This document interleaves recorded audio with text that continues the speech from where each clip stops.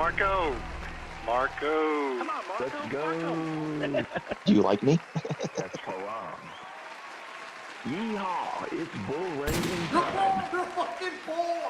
I take responsibility. Let's indict the motherfucker. Let's indict. Thanks, Marco. Yes. Yes. We're back, ladies and gentlemen. We're back. It's another episode of Multi-Level Misery Live.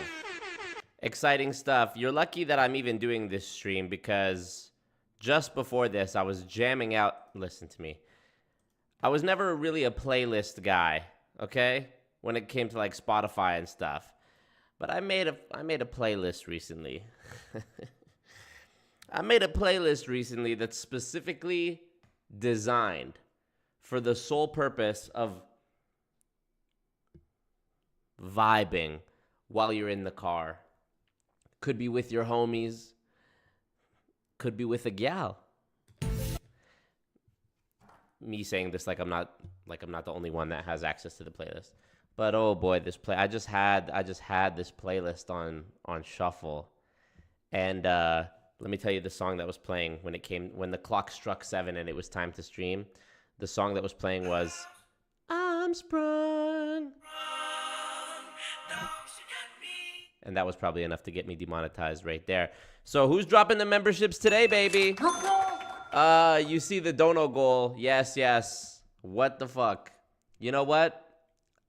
I'm ready to admit to all the people who love Apple and all the PC people out there as well. I've been on a PC now for 3 years, a custom built rig that my cousin Gabby put together for me. And I even just literally 2 weeks ago bought new RAM. I upgraded it from 16 to 32, the RAM. Dude, Apple's better.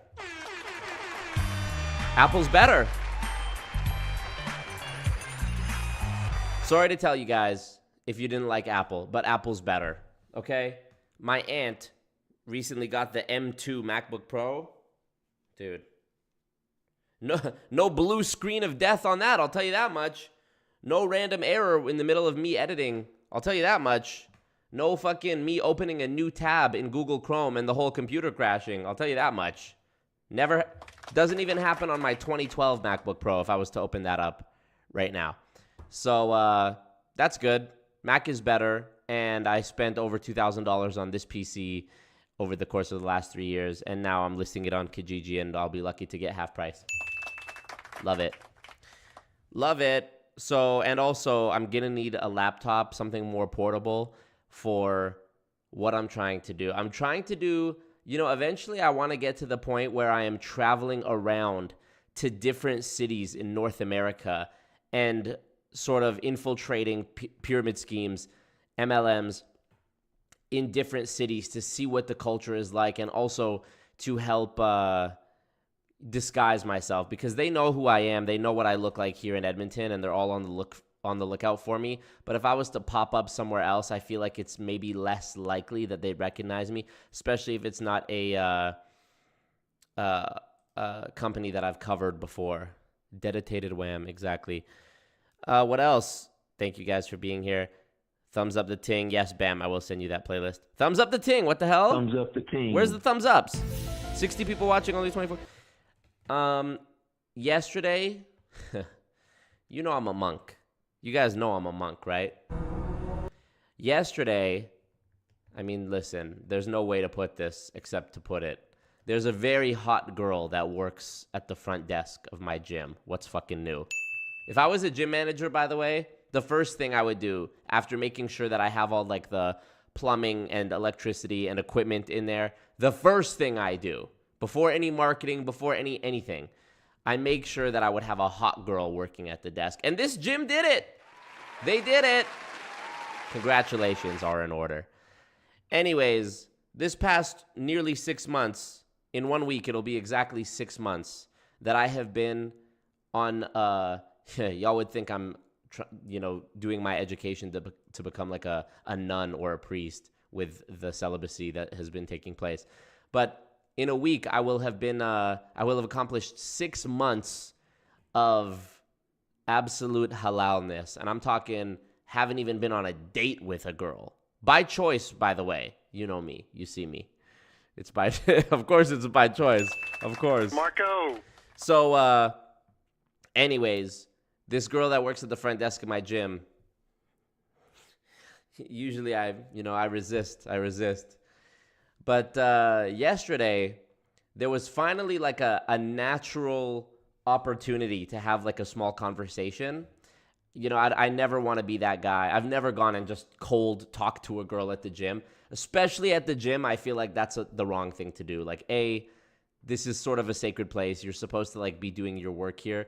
And also, you don't want to be that guy. It's just there's more downside risk than upside. What's the upside? Maybe you have a good interaction. At best case scenario, you get her like Instagram or her number or whatever. Eventually, the shit is going to be, whether it goes good or bad, eventually it's going to require you to leave and go to a new gym. So I just don't do it, okay? Anyways, there was a natural opportunity to have a little conversation here. And prior to this conversation, I had been eating a chocolate chip muffin from Tim Hortons in the car, just trying to get a little pack in some carbs before I, get some energy before I go hit my crazy leg day. Thank you so much. And so we're having this cute little conversation. It's all smiles. I only stuttered like one time. I only like started and restarted a sentence one time, which, come on now, gentlemen, we're up. We are up. And after I walked away and I went into the change room, realized that I had chocolate on my face from the muffin. So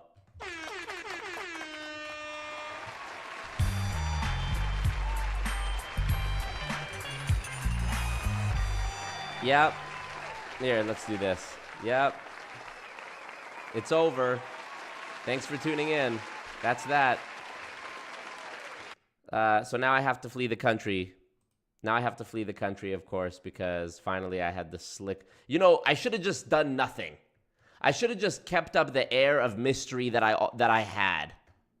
Okay? I should have just did that. Because I see these dudes at the gym all the time trying to talk to this girl. I like to be the one who's not doing it. Yesterday I did it. Had chocolate on my face. What you were about to... Chocolate on my face. I'm 27. When was the last time I even had chocolate on my face? 20 years ago? And of course, this was the one day I had chocolate on my... Just a little bit here. Right here on my lip. Just a little bit of chocolate on my face. But what can you do? And there was a little crumb of the muffin stuck in my mustache. Yes! That's good.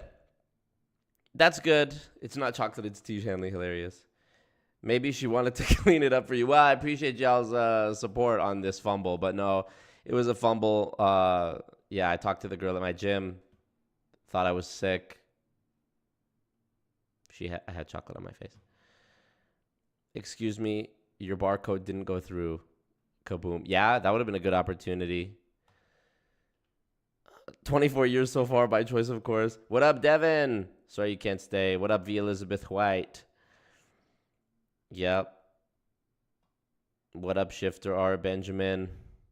He has girls all over. Abstinence for life, Mr. Worldwide. She's a potential prospect. Yeah. Don't mix business with pleasure, says Danny Boy. So true. What up, Mars? Welcome. Glad you could make it. Yep. Count Chocula. Uh-huh. Ooh, maybe that's what it was. I was even considering going back to her and being like, hey, just playing it off in like a cool and funny way, being like, hey, just so you know. No, I mean, I know you know I had chocolate on my face just now. I just want you to know I literally don't care. But you know what? That's me caring. So I just walked away. After. And then today I seen her again. I scan my thing. She gives me the towel. Arthur Morgan. Good day, ma'am. Good day, ma'am. Howdy, ma'am. So, that's good. Anyways, thumbs up the ting right now. Thumbs up the stream. Thumbs up the ting. Click like on the video. Wagwan Alex. What up, Angel? Yes. Christian, I don't know what you're talking about in the comments there, Christian, but I do know everything exists on the internet, and you can You can find whatever you're looking for on the internet, even if you can't find it here. So yeah. Ooh, be like, I had chocolate on my face and you didn't say nothing. Ooh, shift the awkwardness onto her. That might have been the move. But then you know how people are. They're going to be like, oh, I didn't say. This reminds me, dude. I don't know if I've said this before. Like a year and a half ago, I was at a different gym with a friend of mine. I've been friends with this guy since like 5th grade. Some of you know him, my old roommate, Bannon. And we were at this gym, and there was a girl. There was this girl that went to the gym. And I knew her. Like, this was one of those rare situations where it was it was natural for us to catch up briefly when I saw her at the gym, because I met her somewhere else other than the gym initially. So like, I met this girl somewhere. I was at a restaurant one time. She was the server at a restaurant. The one manager who I knew introduced me. She's like, oh yeah, this is blah, blah, blah. And then I said, oh yeah, you go to such and such gym, don't you? And then when I saw her at the gym next, it was like, oh hey, whatever. So this girl was at the gym the one day, and I'm there with my friend. And I was like, oh yeah, I'm gonna talk to this girl when the time is appropriate. Bro, I'll never get over this betrayal from my friend. I will never get over this betrayal. Maybe the worst I've ever been done by a friend. Knife in between the discs of my spine, twisting it. Seriously. I had been drinking a smoothie before I had come to the gym. And me and him had been working out for like an hour, talking to each other, smiling, laughing, bullshitting, before I seen this girl. So explain to me how I go talk to this girl, ha ha ha, all good, and I leave. And then when we're in the change room afterwards, me and my friend, I look in the mirror, and there's a fucking black seed right in between my 2 front teeth from the smoothie I was drinking, from whatever berry had the seeds in it. And it's like, my teeth are white, and there was this single seed sitting there just staring out into... Bro, I said to my friend, why the fuck, you motherfucker? Why didn't you say anything? You let me go talk to this hot girl with this shit in my teeth. Who are you? Who are you? You know what he said? He had the audacity to say to me, I didn't see it.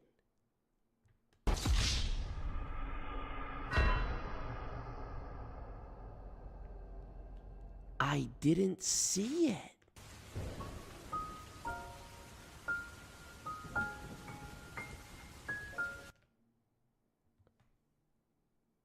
Well, you ain't gonna see me at all after this. I'll tell you that much. Because if I can't even trust you as my boy since grade 5 to tell me, yo, like, are you nervous? I've known you since grade 5. That's like almost 20 years, bro. I've known you. We were 10. That's 17 years, 16 years at the time this happened. If I can't trust you after all these years to tell me, yo, pause, you got some shit in your teeth before you go talk to that big booty gal, then how could I ever trust you? We're walking down the street late at night, hypothetically, and 2 guys try to attack us. Maybe, you know what? 8 guys try to attack us. Do I now feel reassured that you have my back in this situation? Of course not. You couldn't even fucking tell me there was a seed in between my teeth when talking to a girl. And then you doubled down on the cowardice by telling me you didn't see it in my teeth when I know you did. Me, you, and God know the truth. That's a saying I always say sometimes. When I know someone is lying and I have no way of proving it, I tell them, you, me, and God know the truth. I'm going to bank that one. That's like me. When I say that to you, it's me buying stock. It's like me buying 1 Bitcoin, figuratively, so that 50 years from now when we're dead, we're both standing there at the gates of heaven, and God, or whatever, who's the guy at the gate? Paul, John, who fucking knows? They go look through the thing. Oh, looks like back in 2022, Marco spoke the famous words, you, me, and God know the truth. And it's in reference, you probably forgot about this, but it's actually in reference to him talking to a big bunda gal and having a seed right between his teeth. which was quite embarrassing. And then you let him go talk to this hot girl. Oh, actually, they pull the lever. He goes down to hell. That's what's going to happen. That's what's going to happen. And I wish it wasn't that way, but I don't have control over it, you know? I have faith that God's righteousness will come into play, and in the future, he'll have to atone for that one way or another. But what can you do? So moral of these two stories, the one having the seed in my teeth when I was talking to the really hot girl, and 2, having the chocolate on my face talking to the really hot girl, trust no one and just don't even talk to girls. That's the solution. That's the solution. Because if you have a friend with you, you'd think that's the thing that's going to stop me from, embarrassing myself. So I cut that cancer out of my life, right? The friend who wouldn't tell me. We're still friends. And now, yesterday, I didn't even have my own back by looking in the mirror, in which case I should have had a friend there. But who? If not him, who is it going to be? Him? No. So, anywho, unpaid assassin for real. Right? What up, everybody in the chat? Silica Valley says, always have chocolate at the same place on your face. Boom, birthmark. Oh, you laugh at me for a birthmark? Shame. Ooh, nice. Nice. Raspberry girl. Yeah, that would have been really good, Shifter. I should have had you there. Shifter wouldn't have let me down there. And Paz, Wagwan, what up? Thank you, Christian Tweety, for the love. GB55, what up? Sangila, what up? Monica, what up? I can't believe you've done this. Yeah, super can't believe you've done this moment. Matrix, nothing burger, that's cap. Yup.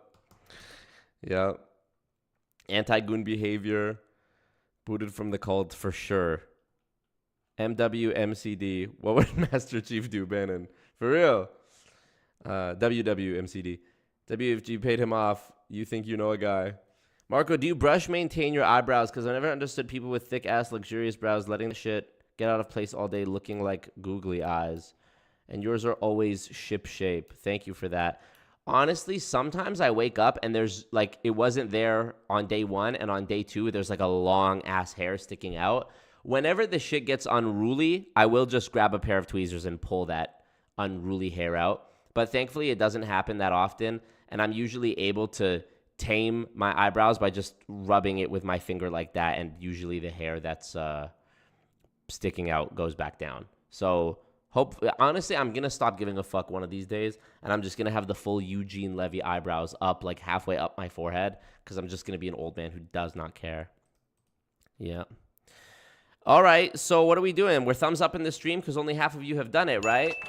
Right? Marco! Thumbs up the king. So let's get into it. This was really fun last Wednesday when we did this. Also, what the hell?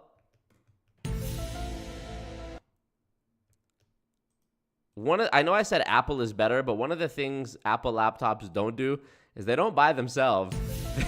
they certainly do not buy themselves. So if you want to help me get this MacBook Pro so that I can do infiltrations across the country and countries, that way I could be, let's say I travel somewhere, I infiltrate a company, and I'm able to edit the video right there. That would be something special. And my Windows computer sucks. So, do I want a longer Zoom this time? Yeah, you know what Zoom, like Zoom meeting. I think I'm just going to do it on Discord because this allows me to kill 2 birds with 1 stone and make people join the Discord if they haven't joined it yet. So we're here in Discord, and if y'all want to chat, I am going to, but then if I do it, here's the problem.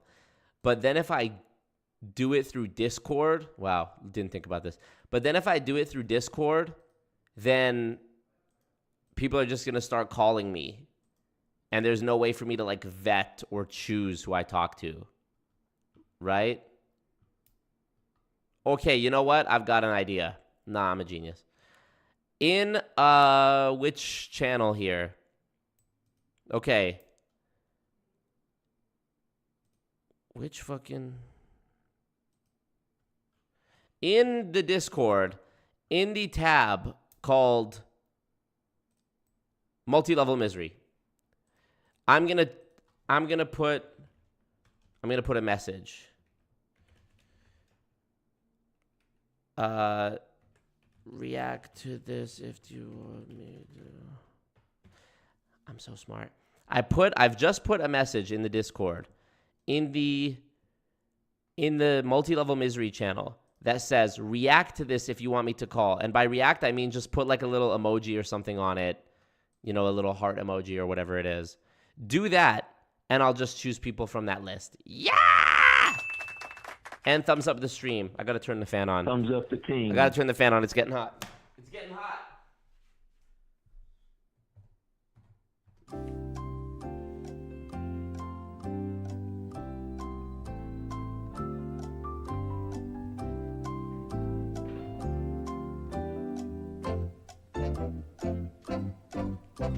Nice. Alex says, for Discord, can't you invite people into a private channel from a waiting room? You let someone... Oh, you're talking about like stage, right? I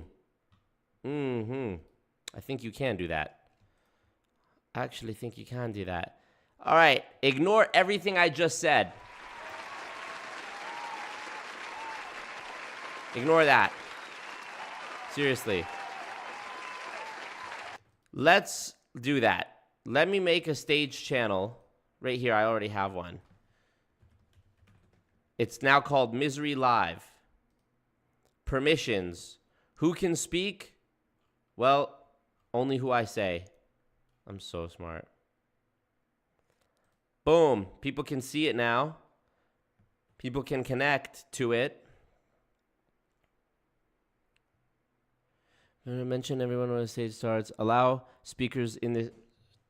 requests to speak in the stage channel. Stage moderators manually approve or deny each request. Sounds great. Sounds great. I love that.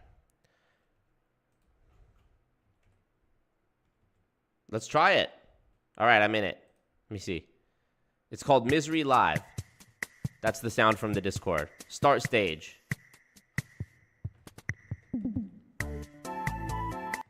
That's kind of a hit. Oh shit, there's people in here already. Okay, now what do? I just click on them and to talk to them? I can, oh, there's 5 people in here now. So I can just make somebody, I can just make anybody in here. There's like 10 people already. So I could make somebody a speaker. Is that true? This is crazy. Let me try. I'm sure you guys are guiding me. LOL, so unprepared. You should go, but let the... Can you block incoming calls? Marco mixtape. I don't know what this stage thing. That music is giving Jackbox lobby for real. Thumbs up the ting. That's what we need. Okay, there's a bunch of people in here. How to add them? I don't know. Fuck. Oh, Alex. Yo, say something. Oh shit, I think I have my Discord. Hey, are you? Yo, it works. How did you join this? I clicked join the stage at the bottom of the of the Discord. But you're a mod, right? So maybe that's why you could do it. Maybe, yeah. I was just here to test, but no, I'll that's leave. good. If you need me to try again, I'll come back. No, that's good. That's good. So required for stage mod. Okay, here we go. This is the problem. Allow members to join this stage channel as the audience. Okay, yes, we do want that, but I want to do it one by one. So there's a thing that says request to speak, stage channel permissions, allow requests to speak, stage moderators manually approve or deny each request. However, it's blacked out. Like I can't actually click that option for some reason. Like I can't change the permission on that. Let me.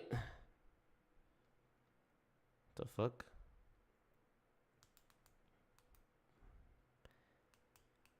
By making a channel private, only select members and roles will be able to view this channel. Maybe that's what I have to do. And then everyone can see it. Okay, there we go. And I still don't have access to request to speak.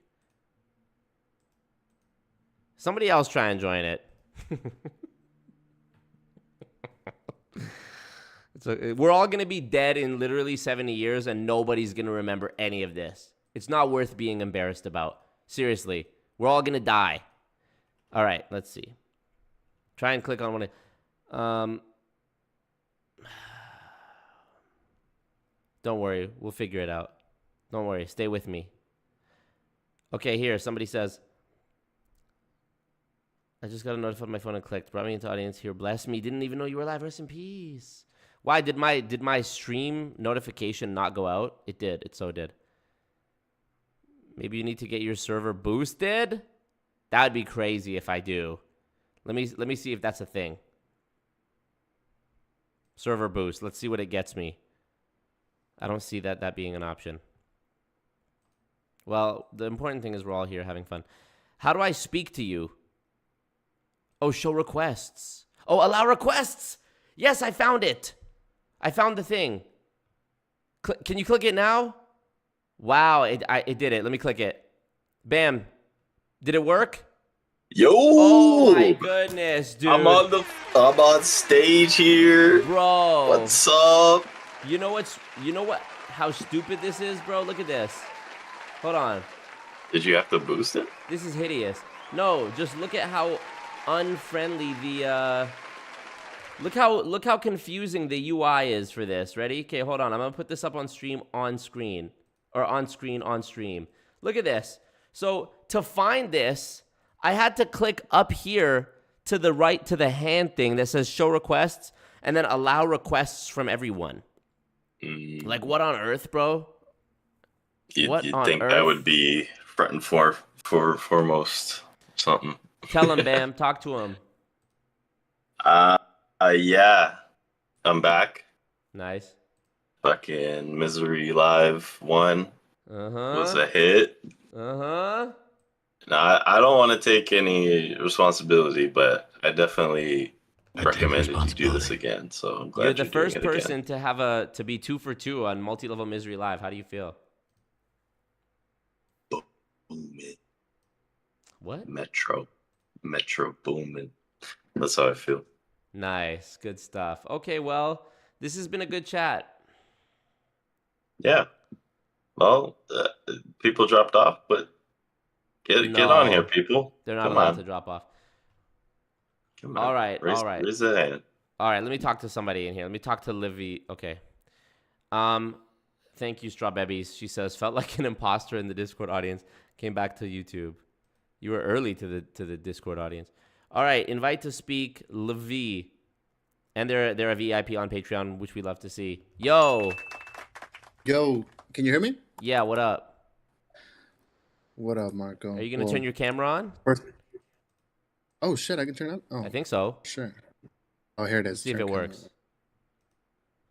Oh shit, it's working.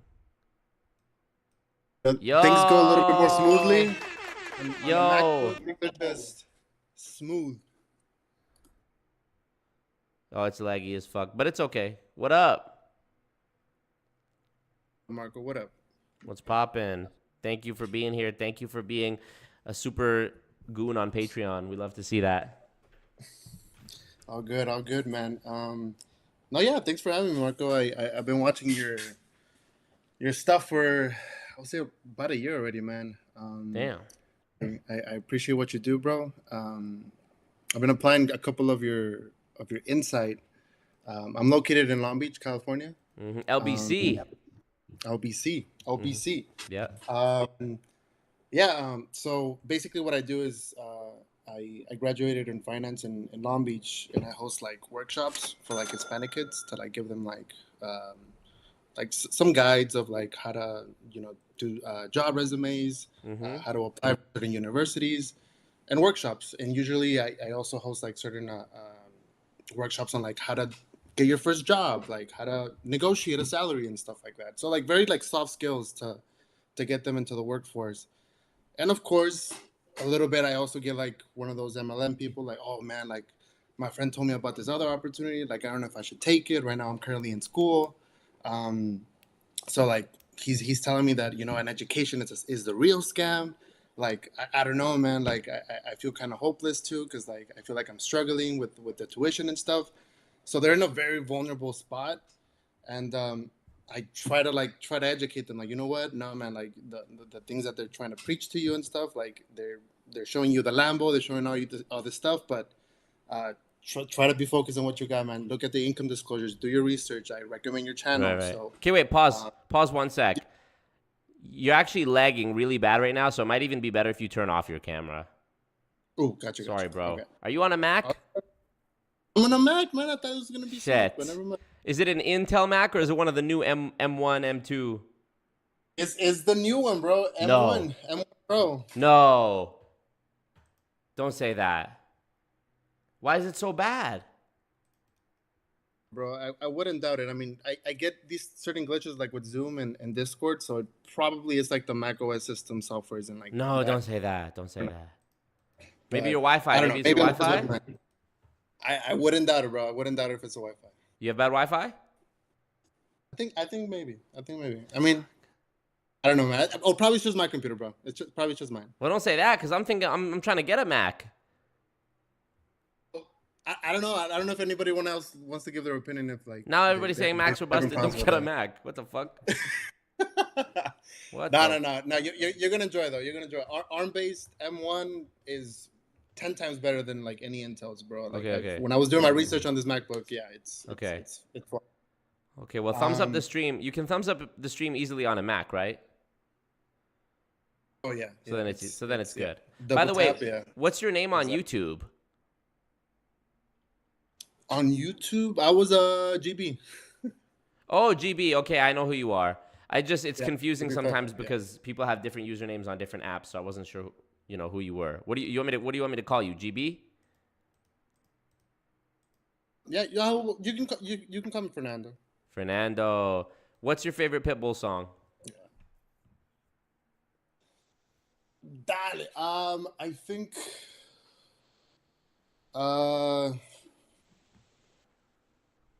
The one that goes "Give me everything tonight." Give me everything tonight. That has a special place in my heart. Yeah, of course. I asked a girl out during prom when that song was coming out in 2013, so it has a special place. Nah, hold on. Don't skip over that. That's a crazy vibe. Prom 2013.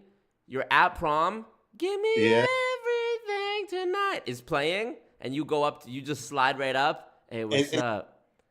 Straight out of a movie, Marco. Straight out of a movie, bro. Oh my God, that is a movie. What? Tell us more about that. That's a movie.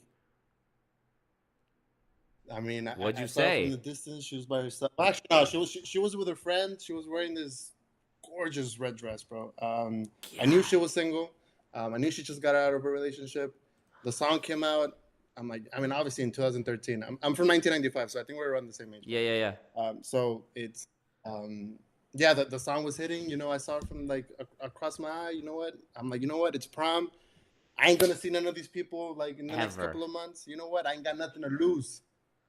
So yeah, I asked her, and out of nowhere, yeah, we just vibed for like 3 more songs, and yeah, we stayed in touch after college, and then after that, of course, she's Latina. I mean, right here from Long Beach, yeah, it's puro Latinos. So damn, so she was with her friend too? She was with a friend, man. She was with a friend. I knew her friend because I did swim in high school in water polo. So like I knew her friend from swim. So that's another level of swag you have to pull up on her with her friend. Most dudes would have waited for her to be alone and been like, "Hey, I just read blah blah blah." But you went up to her with her friend. You had to handle both at the same time. The friend wasn't trying to give you no grief or say, "Don't talk to her." She wasn't trying to block you, huh? With Pitbull in the background and with that song vibing, nah, I felt like I was on top of the world, bro. Bro, if I had seen that Pitbull in person, I would have cried, bro. If I saw that in person, for real. Well, we recorded prom, so if I see the scene and I come out in the corner, I'll send you the clip. Oh my goodness! And so what happened after that? You guys fell in love and happily ever after, or what? No, man. I mean, I feel like there's 2 types of like she's the type of person, bro, where I feel like you kind of felt it like when you were talking about the gym girl, about like, oh, you know what, like I'm really interested, but there's like certain other girls that you're like, damn, like I just want to marry you on the spot. Like I want, like, you just have that amount of respect. Like, you know what? I just saw my life flash before my eyes when I saw you in the first couple of seconds. So yeah. Wow. And so what happened? No, man. I mean, yeah. So what happened? She said yes? No. We just chilled. I mean, we were all with a group of friends. I actually never asked her out, bro. I mean, I feel like we had too much respect for ourselves. You told me you asked her out. I asked her out to dance. Oh, this changes everything, bro. This changes everything. Oh, my bad. I thought it was like you went up to her while the Pitbull song was playing. You were like, "Dale, mami, Mr. 305, Miami, London, New York." Nah, bro. Nah, I'm yeah. Nah, bro. You disappoint. Yeah, yo. This. I'll see my way out, Marco. This took a turn I didn't like, Fernando. For real. For real. I thought it was gonna be like you guys got out, hopped in the whip, give me everything tonight. This is not exactly. Bam says this is not given. That's not given everything. That's not everything, bro. She barely gave you anything. Nah, dude, that was everything for me at that time, bro. 17-year-old. I mean, you did dance though. You did dance though, right? Did dance, yeah, did dance. Okay. I mean, I don't want to freak her out, but I'm allowed that. You still know her? How she looks today? I don't know, but she's married, has a kid. Yeah, I still follow her on Instagram. No, of course. She has a very special place in my heart, bro. I wish you would have never told me this story, bro. Okay, anyways, back to the MLM shit. So you've been telling people some of the things I've been saying in my videos, sending them my videos. And I didn't mean to cut you off there, but go on. No, you're good. Yeah, so basically, like, it's a bit difficult, Marco, because, like, you have, like, these people. I mean, I've been following a couple of them, and of course, I'm not gonna name the company, of course. Right. But they do definitely prey on a lot of high school kids, of course, coming out. You're in a vulnerable time. You feel like you're at the top of the world, especially if you listen to Pitbull at that age. Like, you feel like you can do anything. So obviously when people are coming in with, like, the Lambos and everything, like, of course you'll be swayed. You don't know what pre-tax money is. You don't know about how to do your taxes, all that stuff, the bigger picture. So yeah, man. So one of the things that I've been, like, try to apply to them, instead of saying, like, nah, don't do it, it's a pyramid scheme, I really try to give them, like, a really great breakdown. And at the same time, Marco, I want to get your tips on this too. So for example, like, with the life insurance firm, one of the things that I tell them, like, look, is I know you guys start off at 25% to 50%. Right. So one of the things that you should ask the person who's trying to recruit you is, okay, so if the main thing that I'm trying to do in this place is, get families covered, which I do agree, like, term insurance definitely is best for the middle class.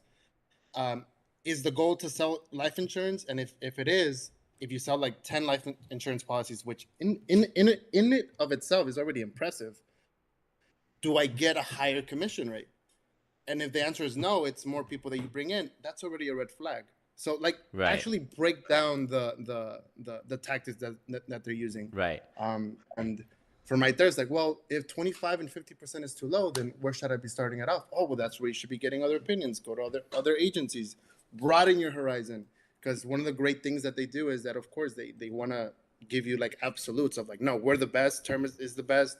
Anybody else that thinks otherwise, they're either scammers or don't want the best for you, man. Like, so it's very difficult trying to bridge that path. But I really want them to be educated and ask the smart questions. Because once I tell them, I'm like, oh, there's overrides, the commission rate, then they start becoming a little bit much more educative when they do go to those meetings, which it's inevitable. Obviously I can be with them everywhere. At least they have the right tools and questions that they can ask. Yeah.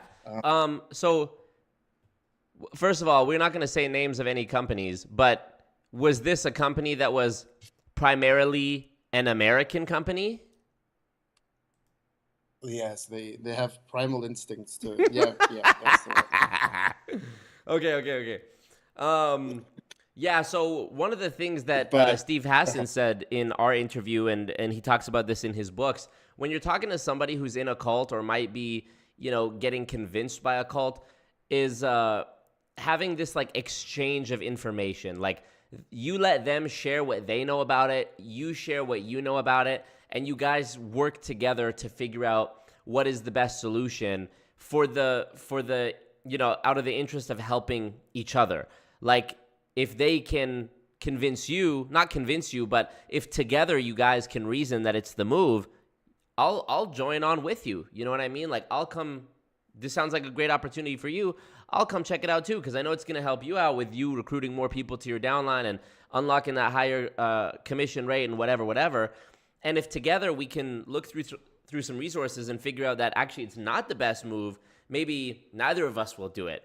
I find a lot of people fall into the trap, and I used to do this as well, where you're like trying to argue on facts, and it's like that's sort of a foolish thing to do, because these people didn't get recruited based on facts. These people got recruited on, recruit 5 people and you'll drive a Lamborghini in 1 year and mindset and, be positive and, JOBs are for the slaves and blah, blah, blah.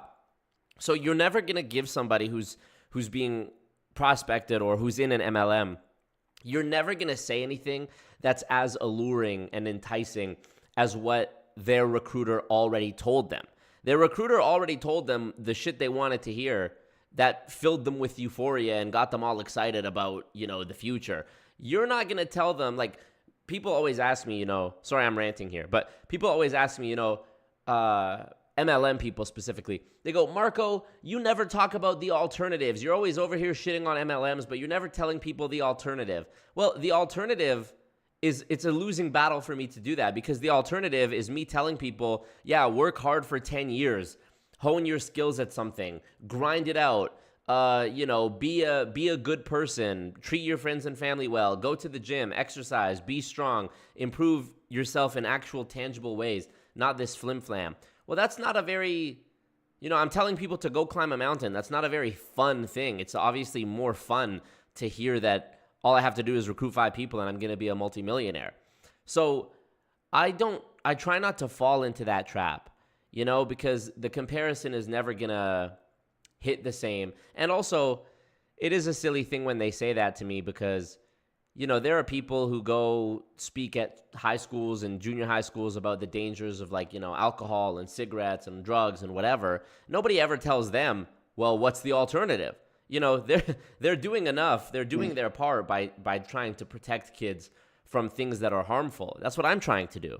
So it is funny to me that they say that shit to me, as though a 99% loss rate isn't enough to justify why I'm trying to warn people against it. It's not like 99% of people who ever have a sip of alcohol are going to die from it. If that was the case, probably nobody would even need to be convinced. But yeah, with MLM, it's a 99% loss rate for annual participants in any given company at any given year. And yet there's still so much pushback. So that's what you got to understand. I know this is like long-winded, but I'm circling back to your initial question.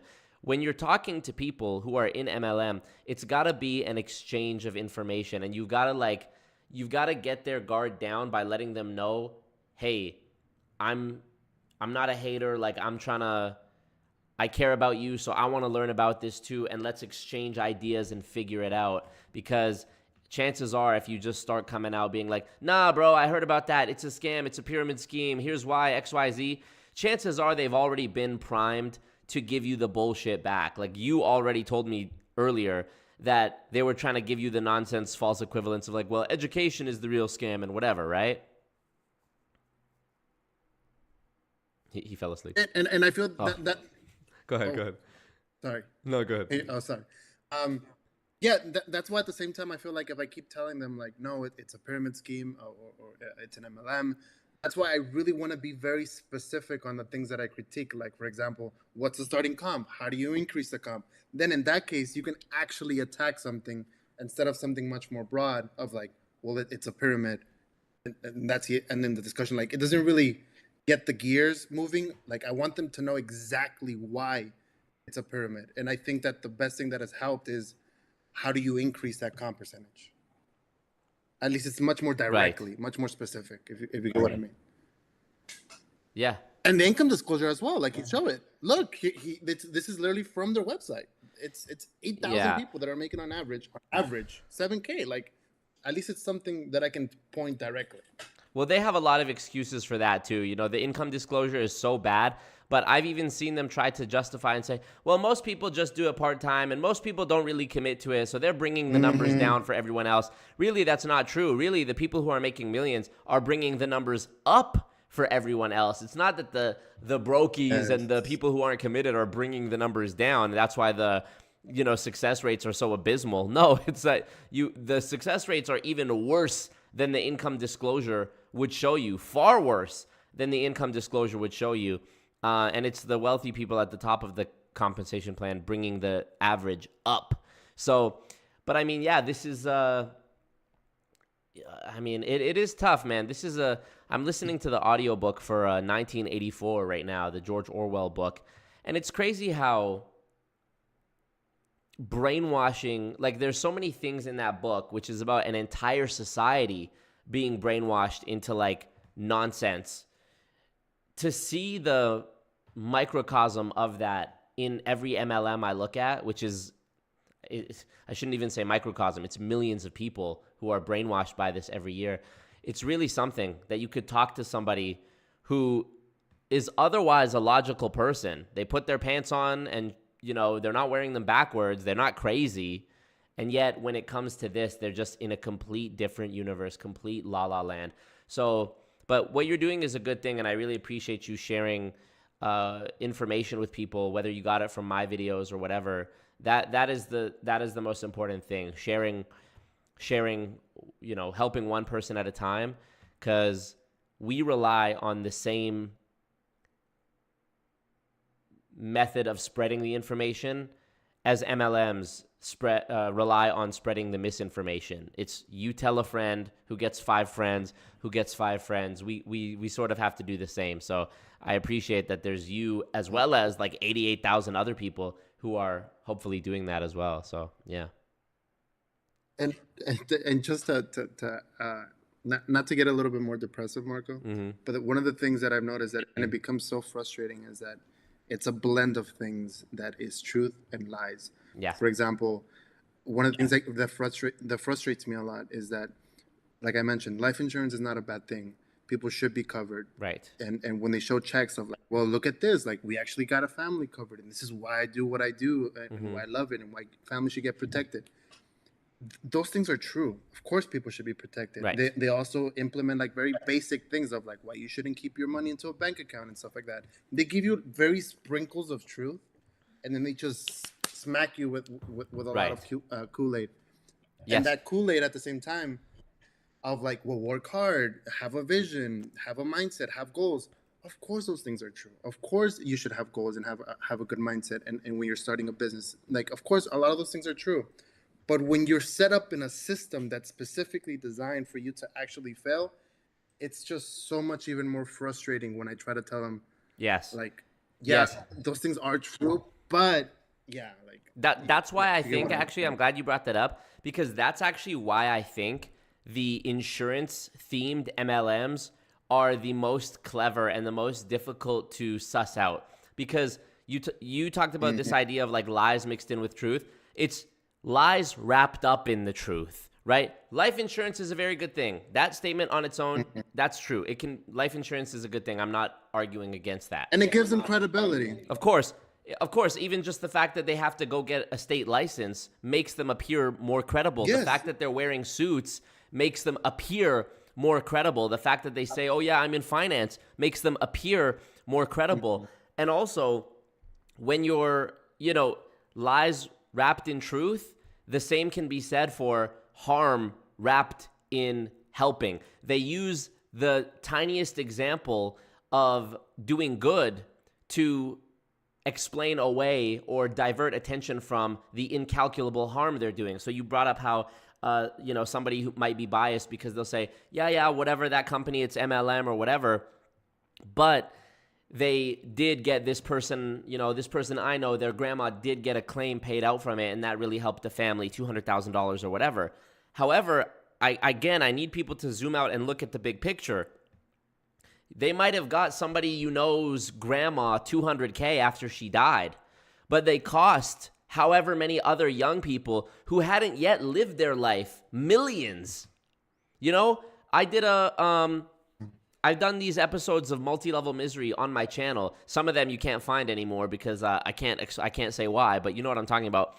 And one of the first episodes I did, actually, I think the first episode I did, the girl I spoke to was in one of these insurance-based MLMs, and she talks about how her and her husband, in like the 2 years they were pursuing it, probably racked up $100,000 in debt. So to me, when I hear about somebody, oh yeah, well, they got my, grandma paid out $200K for her policy. It's like, okay, grandma, after she died, got the family $200K. That's beautiful on its own, yes. But it came at the cost of how many young people, couples, people just out of high school, people who are 19 years old, like my old best friend. If you were to actually compare the amount that they've helped people by paying out policies compared to the amount that they've raked in from fucking people and lying to them and telling them, just pay us $99 and get your license and you're going to be a millionaire, it's not even worth mentioning. It's insignificant. But of course, they'll cling to these little things and say, that it was a good thing. But you got to look at the big picture. There are evil people in history who did a nice thing for someone here or there. I remember when the Harvey Weinstein thing came out, and there was some celebrities being like, "Well, he was always nice to me." It's like, yeah, I'm sure he was nice to some people, but the big picture is that he was not a good guy. And the same can be said for good people. Good people also do bad things. I think it's the never-ending human experience of hopefully trying to leave the earth better than you left it, or do more good in your life than you did harm, and learn from your mistakes. And unfortunately, MLMs would rather have you only see the good. That's why they kiss their own ass about, we donate this amount to blah, blah, blah. And usually that is even embellished or just completely made up. So, yeah. Down perfectly, Marco. Well, yeah. Yeah, man. I mean, I guess, yeah, man. That was a great breakdown. I guess just to give everybody else time, Marco, once again, bro, I appreciate it. Thank you, bro. Keep up the great work. Keep doing those lives, bro. They're extremely entertaining, extremely educational. I would like to see a little bit more of Cowboy. Oh yeah. Marco. I would come I back. would literally pay money to literally watch like half an hour of that performance, bro. But yeah, Marco. Of me doing the Cowboy MLM recruiter. Yeah, it's scary good, bro. It's really scary. And you said it too, Marco. Thanks, if you were actually to use these skills to the dark side, you'll definitely be successful. For sure. It's scary, man. It's scary, but Sure. I got my cowboy hat right over there. I could. But thank you, bro. I appreciate you, man. All right, Marco. Peace out, bro. Peace out. Fernando, everybody. Wow. Shout out to Fernando. We love to see it. Why would you think I want to fade to this screen? I want to cut to this screen. I want to go like this, like that. Bars. Big bars. Thank you, Fernando. What up, y'all? Thumbs up the ting. Jelly snack. Luis, yes. A little bit of Monica in my life, a little bit of Erica by my side, a little bit of Rita's all I need, a little bit of Tina's what I see, a little bit of Sandra in the sun, a little bit of Mary all night long, a little bit of Jessica. Here I am a little bit. Wow, thank you. Thank you, Lou Vega. Really appreciate you. Is this just a thing now? Commenting the lyrics to Mambo number 5 in a... Oh, yeah. He put the full name this time. Luis Ferdinand Vega as opposed to Lou Vega. That's so fucking funny. Stupid. Thank you, bro. I appreciate that. Literally, what was the... He's... Dude, over the past couple streams, he's literally dropped the full lyrics. On October 14th, he donated $3 and said, 1, 2, 3, 4, 5. Everybody. And today he said, a little bit of Monica in my life. A little... Oh, no, these are different songs, right? A little bit of Erica by my side. Remember in Biz Marquis's song, Just a Friend, when he's like, I've got friends named Agatha, Agnes, Jermaine, and Jack. No, the fuck you don't, Biz Marquis. Agatha, Agnes, Jermaine, and Jack? Are you a white lady in the 1800s? Agatha, Agnes, Jermaine, and Jack? No, the fuck you don't. No, the fuck you do not have friends named Agatha, Agnes, Jermaine, and Jack. So, yeah, love to see it. What up, Jelly Snack? What up, Glenn? Yes, sir. I love the Lou Vega bit. Oh, my God. I knew Marco before he was president-elect, right? Being a child named Mary obsessed with that song was conflicting. Oh, man. So funny. Thumbs up the thing. All right, let's get Sev in here. How do I do that? Okay, here. Thumbs up. Hands up. Hands up! Invite to speak. Sev, Sev, come on down. What's up? Wagwan. So I don't know my favorite Pitbull song because I never pay attention to artists. I feel like I probably know multiple, but I couldn't tell you what my favorite one was. Finish the lyric. Give me that sweet, that nasty, that... Gushy stuff? Yes, correct. Congrats. I'm cheating from the last live stream. Oh, okay. Well, I'm going to hit you with a different one then. Oh, well, I guess I said that lyric at the other one too. Okay. What's something that Pitbull will rap about on every song with no exception? Himself? The answer we're looking for actually is traveling. We're looking for traveling. Okay. He always has a line in every song where he just like lists up. Him and Rick Ross both do this, where they'll be like, New York, London, LA, Miami. Anywho, Sev, are you Kel fan? Is that your other username on Patreon? Yeah. That's me. Well, thank you for being on Patreon, Kel fan. Appreciate you, bro. So fun story about that. Apparently, if you're in one of these stage things and you sub to Patreon, it kicks you out of the Discord server. What? I had to like restart. Yeah, because I was like in Discord listening to you talk, and I like connected to Patreon. And as soon as I connected my Patreon to Discord, it kicked me out of the server. I had to like That's weird. Close Discord and get back in the server. That's weird. I know that when you have your Discord linked to Patreon and you become a patron, it gives you that new role and gives you access to the VIP channel in the Discord that only y'all can see. But I didn't know that it kicks you out and then brings you back in. That's strange. Yeah, I was like, what happened? I was like, oh. Yeah, weird. Well, I'll call up the CEO of Discord tonight and get that sorted. Right. Anyways, tell us. Give us some wisdom. What do you got for us? Well, I just wanted to say, for one thing, I love the Trump impressions. So true. They are the best. So true. It's crazy to me. Like, I started watching your channel a few months ago, and I just enjoy a lot of the content in general. Not because I like personally have like some issues with it, like a lot of people, but I do have a really close friend who's been in Amway for years, and it just blows my mind because like everybody in my friend group is extremely anti-MLM, except him. And so, I think partly because of that, he never brings it up. So I forget about it sometimes. And then like when I started listening to your stuff, I was like, oh yeah, he's in Amway. And I would just occasionally bring up like things that you would say about, MLMs or different things, income disclosures, whatever.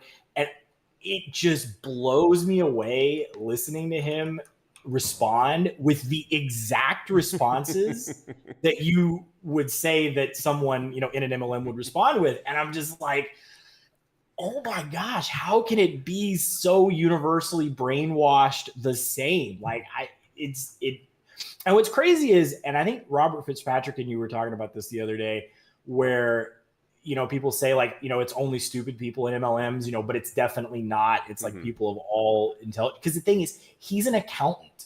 He's a very successful accountant. He's like a main accountant at a big firm, works for this company or whatever. He's very, very successful. And I've talked to him about like, profit and loss stuff. He's done all that. He is making money. Like, so he's not like your typical person that's just like losing money.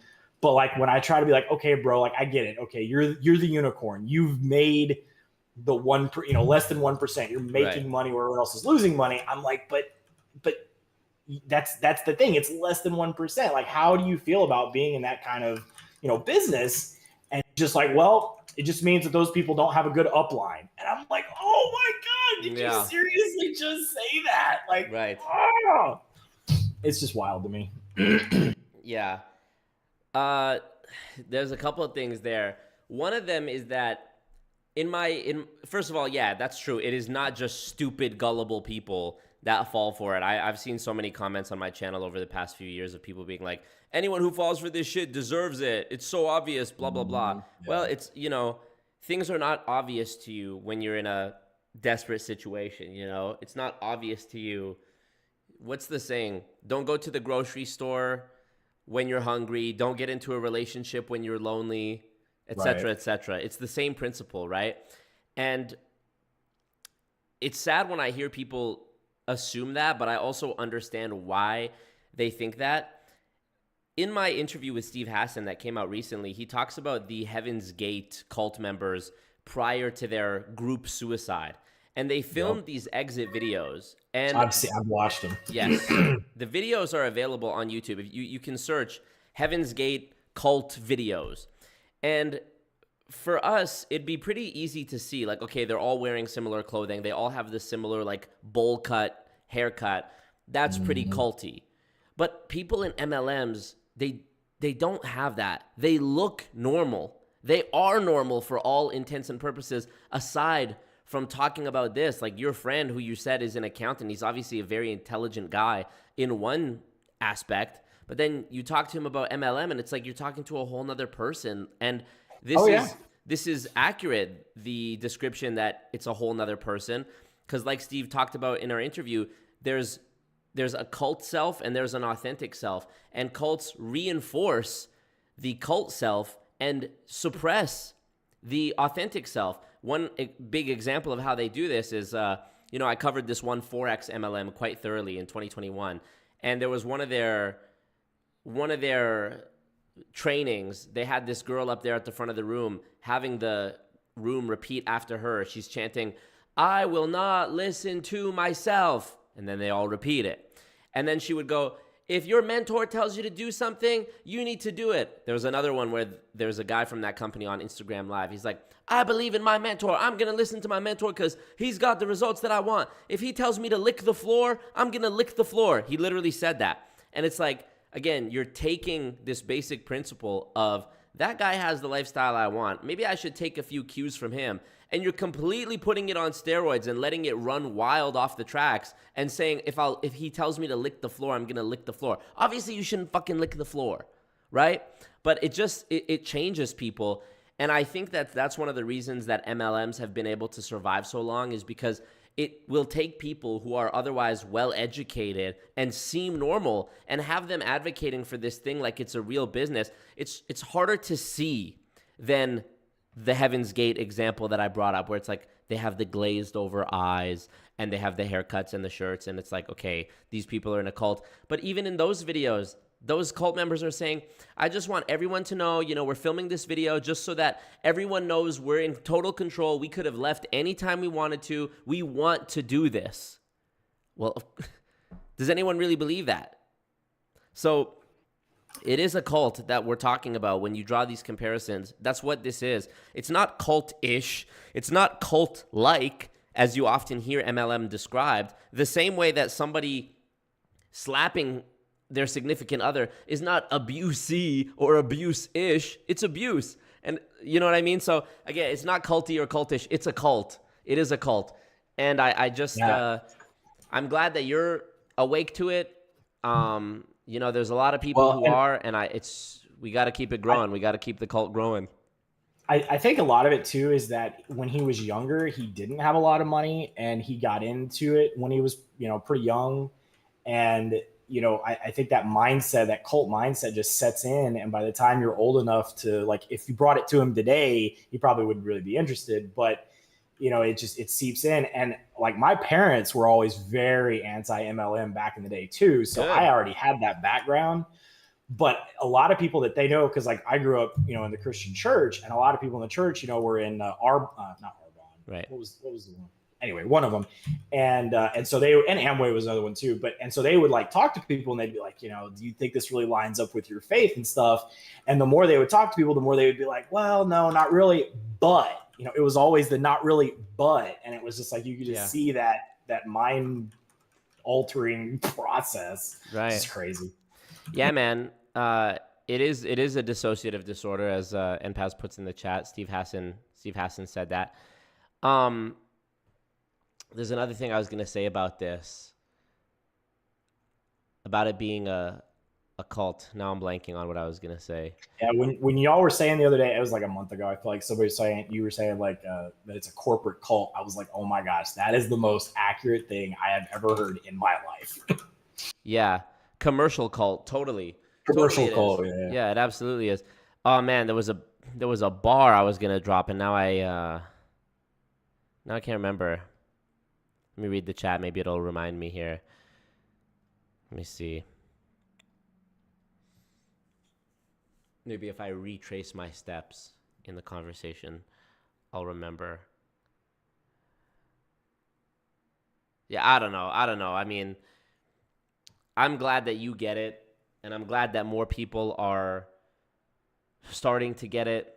And I feel for your friend. Oh yeah, thank you to you, and thank you to me. I remembered what I was gonna say. You mentioning that your friend didn't have a lot of money growing up, and so now him having money through Amway sort of justifies it to him. This is what I was going to say. It reminds me, there's this quote that I've used before, and it's not my original quote. You can go look at this quote up. It is hard to make a man understand something when his salary is dependent on him not understanding it. I don't know where it's from, but it's a big bar. And that quote and the quote, the George R. Martin quote where he says, when you cut out a man's tongue, you're not proving him a liar. You're just proving that you fear what he might say. Those two statements right there, those two quotes, encapsulate the entirety of what this channel is and what I'm trying to do. I am trying to open the eyes of people who are absolutely brainwashed, and those same people are trying to harass me and sue me and stalk me at my gym and my home and silence me. And get my Instagram deleted and all this shit. That's exactly, those two statements encapsulate this whole thing. And the irony of it is that I am trying to help these people, but they don't see that. They are trying to fight me. It's like, I say, there's an analogy for this of like what I'm trying to do is like, you know that scene in The Matrix when like Neo finally gets unplugged from his little pod? I feel like Morpheus or Neo going and trying to like pull them out of the pod and like pull the thing out of the back of their neck. And it's like they're grabbing the thing and going, no, put me back in, plug me back in. And it's sad. But you know what? I don't think anybody is really beyond saving. You remember Fidel from a couple videos I did in 2021? Mm-hmm. Me and Fidel are close friends today. We talk like almost every day. And He'll tell me today in 2023, I can't believe I was in that shit in 2021. So, you know, I hope it spreads to more people, and I think it will. Well, and also too, I mean, you're doing great work there planting seeds, but you're also putting a lot of words out there so that people who may not have made up their mind about it don't get sucked in, lose a bunch of money, and then come out the other side realizing, you know, I shouldn't have done that. You know, you're saving people from going into that in the first place. Right. Honestly, man, if I just took the comments on all of my videos that say, I was just about to do a meeting with this company and then I came across this video and I'm not doing it. If I was to just take those amount of comments and the number of people that liked those comments and just multiply it by the starter fee of whatever that company was, even that number is in the millions of dollars that I have saved people from spending. And that doesn't include that, you know, a lot of those people, most of those people, if you spent the starter fee, that wasn't the only, like the sign-up fee wasn't the only thing they were going to invest into it. There would have been more. So that's a very conservative estimate that I'm making there. Yeah, it's fucking crazy. And it makes sense to me why they're trying to come for me and sue me and assassinate me, because I'm fucking with their money, and I'm proud of that. Yeah, at the corporate level, that's definitely true. At the individual level, though, I think there's a lot of people who are just, you know, brainwashed, and they're like, you know, I have this great opportunity, and this Marco guy is like turning people away, and now they're not going to have the great opportunity that I have, you know, because they've got to justify to themselves that they have this great opportunity and that other people need it. So But at the corporate level, it's just the money makers wanting to make sure they keep their income stream going. Absolutely, bro. That's the bottom line of any business. It's just that this business, unfortunately, also happens to be a cult, but it does bring in their money the same way. You know, I think that, like, I'm trying to imagine this. Okay, I'm trying to imagine that, like, the biggest tech company, like Apple or Facebook or something like that. I'm trying to imagine that the lengths they might go to get the leg up on a competitor. And I don't see them going as crazy and fanatical as the MLMs. Like, well, you know Leah Remini, right? Say again? You know of Leah Remini, right? The yeah. Scientology chick. I mean, you're dealing with the exact same stuff that she does. Like, they come after people that are screwing with their potential revenue. So, I mean, you're dealing with a corporate cult. She's dealing with a real cult, but yeah, absolutely. Well, I would argue that MLM is an even more real cult. Like, what makes Scientology is also a real cult, but that's a religious cult. Both are cults, when I say real, I should say religious. Yeah. I mean, and also people talk about Scientology, and it's sort of it does bug me a little bit because people think of Scientology as like this big scam and the big blue building in Los Angeles or whatever. But the amount of people in Scientology, I think, is like 20,000 people, if I remember correctly. Let's even say it's 100,000 people.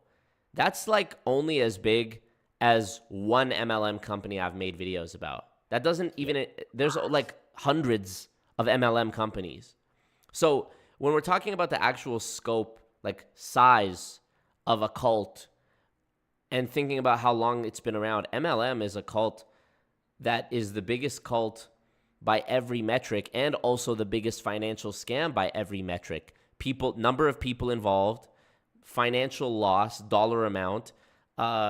There's other losses that you can't even calculate. There's no metric for it, like the emotional anguish of people who were in it and the friends and family of those people who lost their connection with their friend or relative because they were so brainwashed. Like me, I was never in an MLM, so I could never go in front of a judge and say, Your Honor, here's how much I lost. Well, I didn't lose anything in the eyes of the court, but I did lose something, which is my friend. How much was that worth? What's the dollar amount of that? How do I prove that?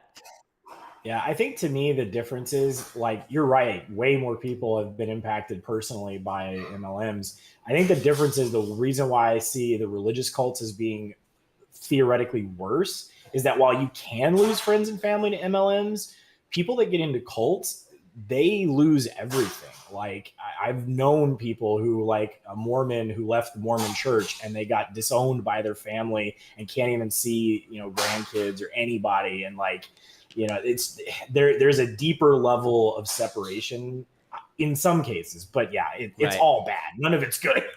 Yeah, that's a good point. I mean, you're probably more likely to find that type of behavior in a religious cult where it's like multi-generational and the parents also want the kid to be in it.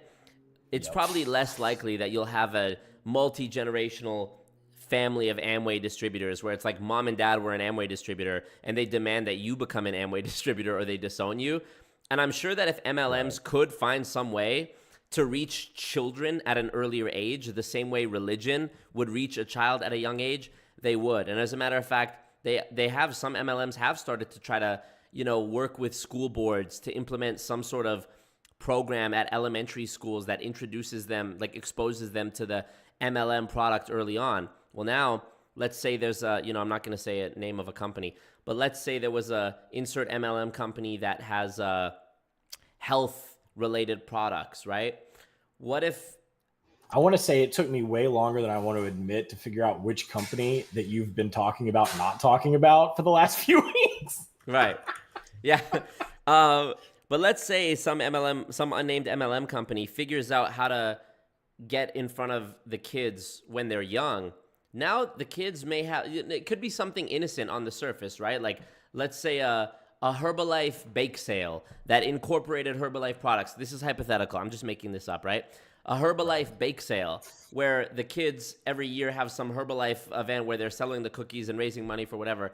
When they get older and become adults, they might have this positive Recording Stella association. finally catching a There we live go. stream. Give us one, Obama, for the culture smiley face. Thank you, AEY. Sorry, I should have muted that. Obama.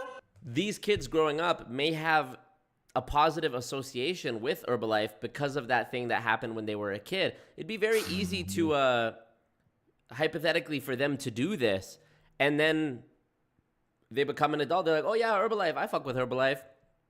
You know what I mean? Well, but they already target young kids like 17, 18, 19, like, and they get them when they don't have enough. They have enough knowledge to maybe have a job and a little bit of money, but not enough knowledge to realize that they're getting sucked into a scam. And then, you know, if they can get them early enough, even at that age, they can still keep them for years. Right. Yeah, that's true. Yeah, totally. Yeah, and I mean, NPAS brings this up. Betsy DeVos, who's the wife of Richard DeVos Jr., who is the CEO of Amway, and whose dad was the founder of Amway. She was Trump's Secretary of Education, and there's a video of her saying that in regards to political donations, we do expect certain things back. So, I know. I saw that and I was like, are you kidding me? You know?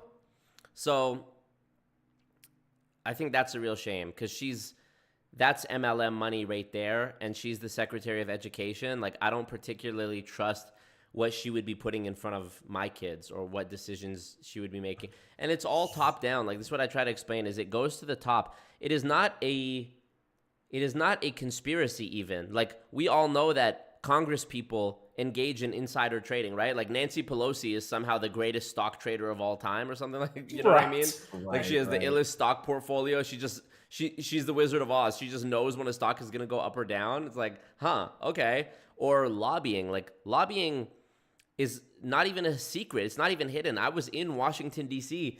back in March of this year, and I walked down K Street, which is the street with all the big lobbying. Like, I walked past the building that was like the Film Association lobbying office.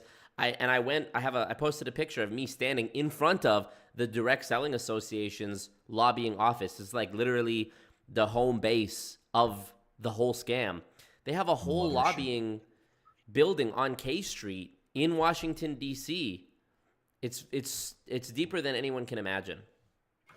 The one thing I was going to say on a positive note that you've mentioned too is, like you were saying, not using data as much to try to dissuade people because they're not, it's an emotional thing. They're not arguing the position on a data.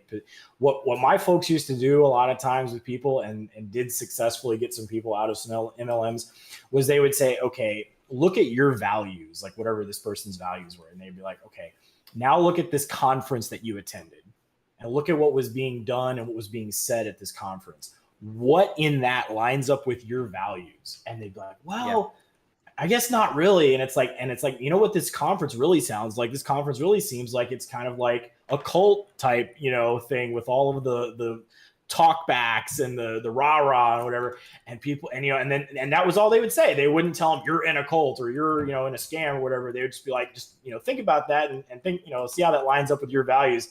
And a lot of people would be like, after a while, you know, they'd be like, yeah, you know, I just didn't feel like it lined up with my values anymore. But Yep.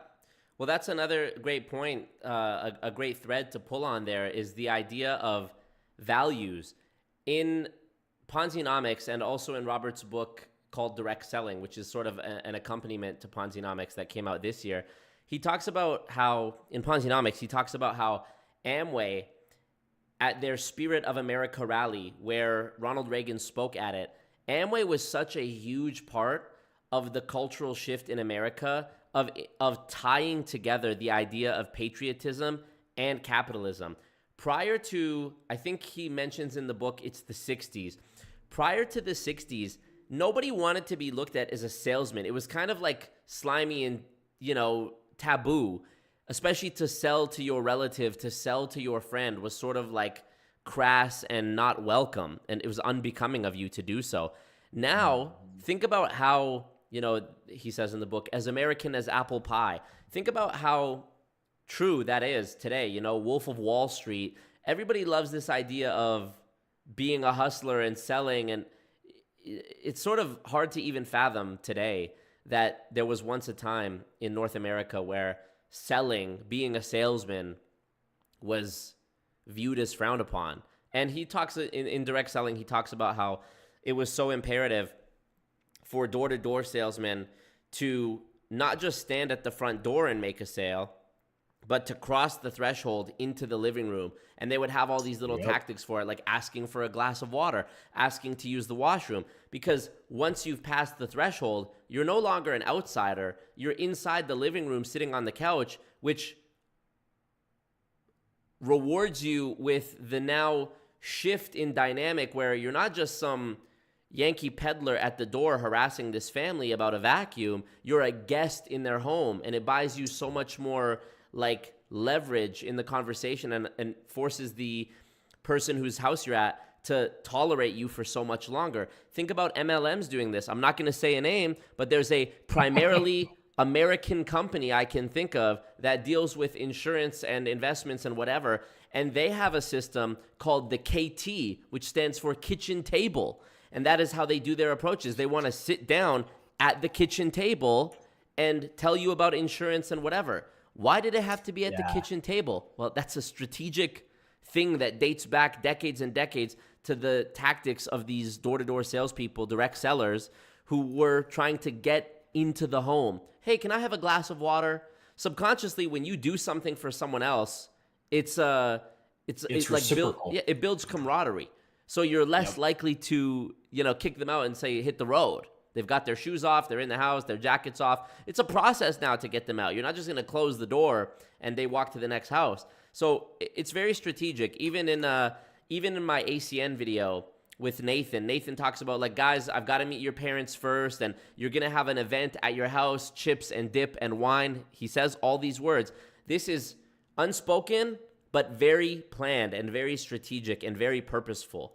Do it in the home of the person that you're prospecting. And you know where a lot of that comes from? It's not even necessarily old school door-to-door sales tactics. It's older than that. A lot of that comes from like Jehovah's Witness, Mormons, all those people were very well trained, and there's a reason why they always went in pairs, go in pairs, because if it's just one person, which salespeople, it usually is just one person.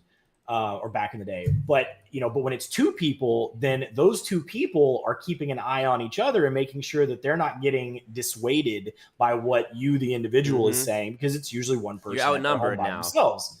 Right. And so all of the MLM tactics come straight out of the old school religious door-to-door cults. Yeah, it's a combination. Yep. It's wild, man. Yeah. But you seem to have a really good grasp on it. You got a really good understanding of it.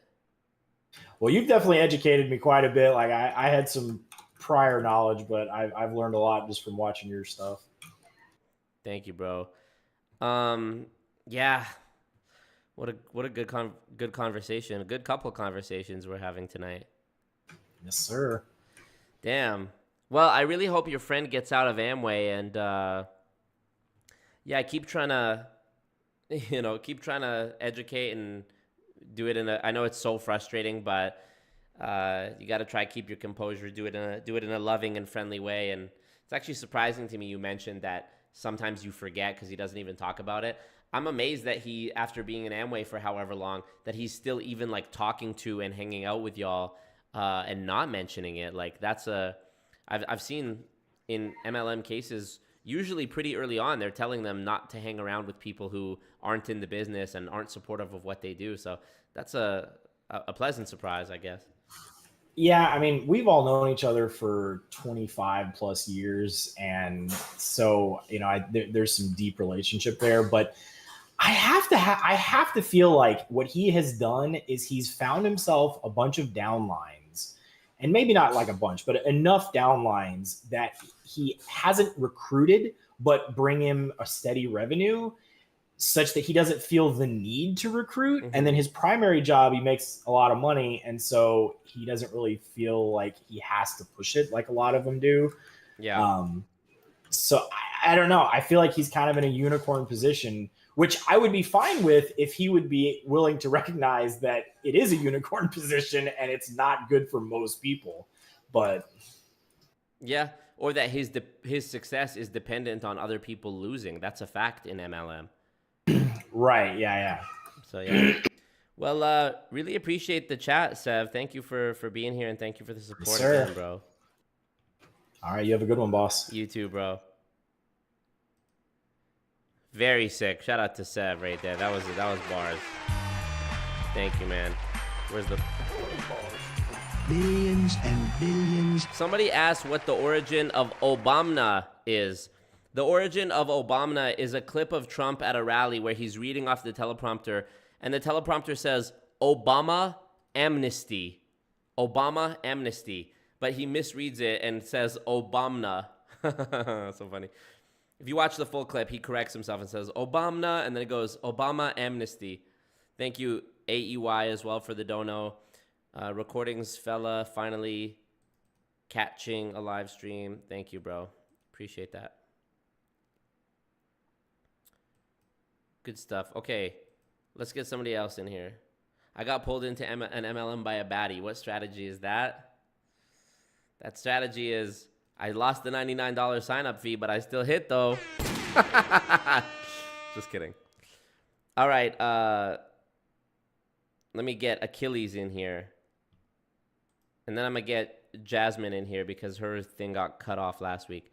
Let me get... How do I do this? Filipino Mike, thank you for being here. You were a photographer for Herbalife. I'd love to hear about that. Mr. 305. All right, let me get Achilles in here. You seen that Wheel of Fortune clip where he's like, mythical hero Achilles or whatever. What up, Achilles? Yo. How you doing, man? Good. How are you?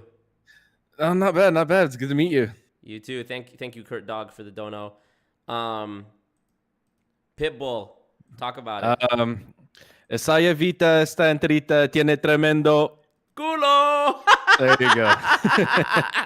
Nice. Okay, you win. You had time to prepare that, though.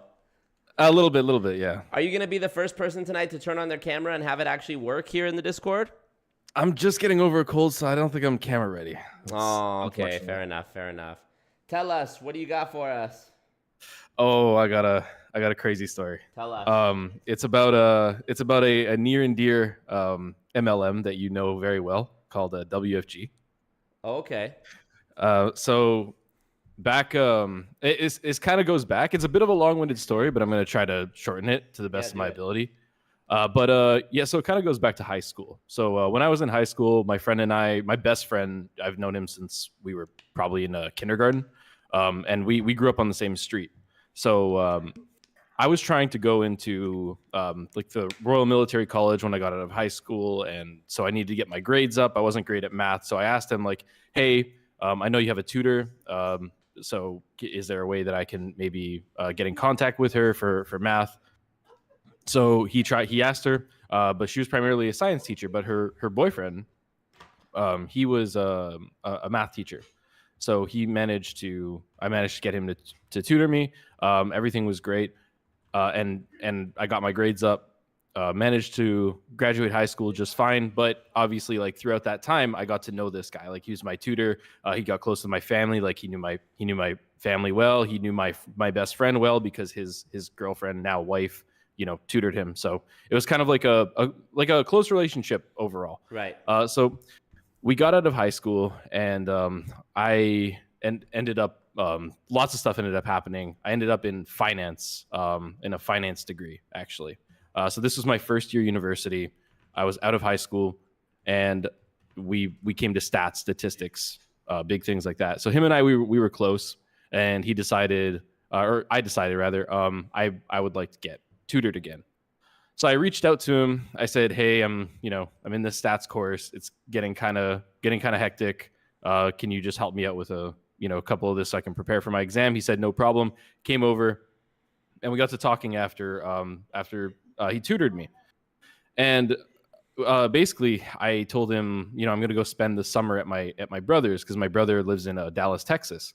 I'm from Toronto, but he moved there a long time ago. So I was going to go fly down there and work with him over the weekend, maybe get to know the business a little bit better. He was in charge of his own company.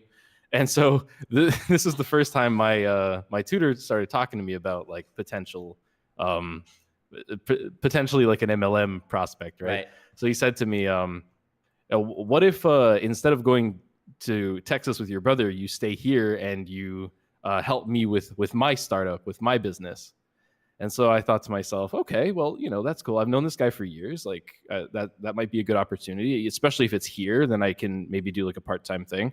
So of course I was on board with it. He told me, all right, come by my office. Like, this is the location. Bring your family if you want. I was like, okay. So I ended up actually reaching out to my friend, the one who gets tutored by his girlfriend, and I was like, hey man, come with me, because like he wants to get people on board with this stuff. So I went to the WFG rally. It was it just as expected, pretty much verbatim to like your first WFG video. Everybody kind of got into this one room, and the one thing that struck me about it was I had no idea about pyramid schemes at the time. My perception of pyramid schemes was that it got absolved in the 80s and 90s, and that kind of thing was like a cautionary tale. It was a thing of the past, right? So everybody I was talking to there, it started to dawn on me that it was a little bit too good to be true, because some people were saying, oh, I spent years as an electrical engineer and I quit my job. I was making like $300K a year, and I did this part-time on the weekends. Like I put in like 3 hours a day or something crazy. And I surpassed my income, and I thought to myself, well, what is this business? Like, how are these people able to do this with pretty much no effort? Yeah. And it got weirder and weirder as it went on, because everybody I would run into, it's like, oh, he hit his 100K. Oh, she hit her 100K. They're making 100K for this company. I was like, no, this is too many people making 100K for this company. Like, what's so anyways, to make a long story short, he really wanted me to join, and the red flags were up right away. But again, I had no perception of what an MLM was at the time. I think I was 17. My friend was 17. So we both just decided, you know what? Let's take a shot in the dark. Let's join up together. Mm-hmm. And we did. Shit. So we were in WFG for maybe 9 months. Sounds about right. And in our time there, he would pick us up every morning, drive us to well, not every morning, obviously, like on the Tuesdays and the Saturdays, but drive us to the meetings. And the first thing that I realized is, like, this isn't there's no content here. Like, there's no information about the insurance. There's no actual productive teaching. Like, everything that I was supposed to be learning was just done through the qualifications they were making us get through the government. What we went was like, we would go in, and the CEO there, I say CEO in air quotes, but the CEO there like would talk about, oh, you're all champions. You're all warriors. You need to go out there and you need to be resilient. You need to strive and be the best version of yourselves. And I thought to myself, well, this isn't really job training. And then the other part of the job training was we would go over to like separate rooms, and we would stand up in front of like small crowds, I guess, of 6 or 7 people. Yeah. And they would just shout at us like, is this a pyramid scheme? Is this oh, I heard of WFG. This is a scam, isn't it? And we had to like improvise on the spot. And I'm thinking to myself, no, I'm dead serious. We had to improvise on the spot and counter their claims. And they were pretty much teaching us how to deviate from somebody calling out WFG for being a pyramid scheme. Huge red flag. Huge. Like, what legitimate job would have to like do that? Exactly. That's what I'm thinking to myself. I'm like, there's no possible way. So anyways, like, my friend, it was really funny because I'm more of I have no problem with public speaking, so I was kind of able to go up. But my friend is very much an introvert, and as soon as he goes up, he just got bombarded with questions, and we just like laugh about it together to this day. Fuck.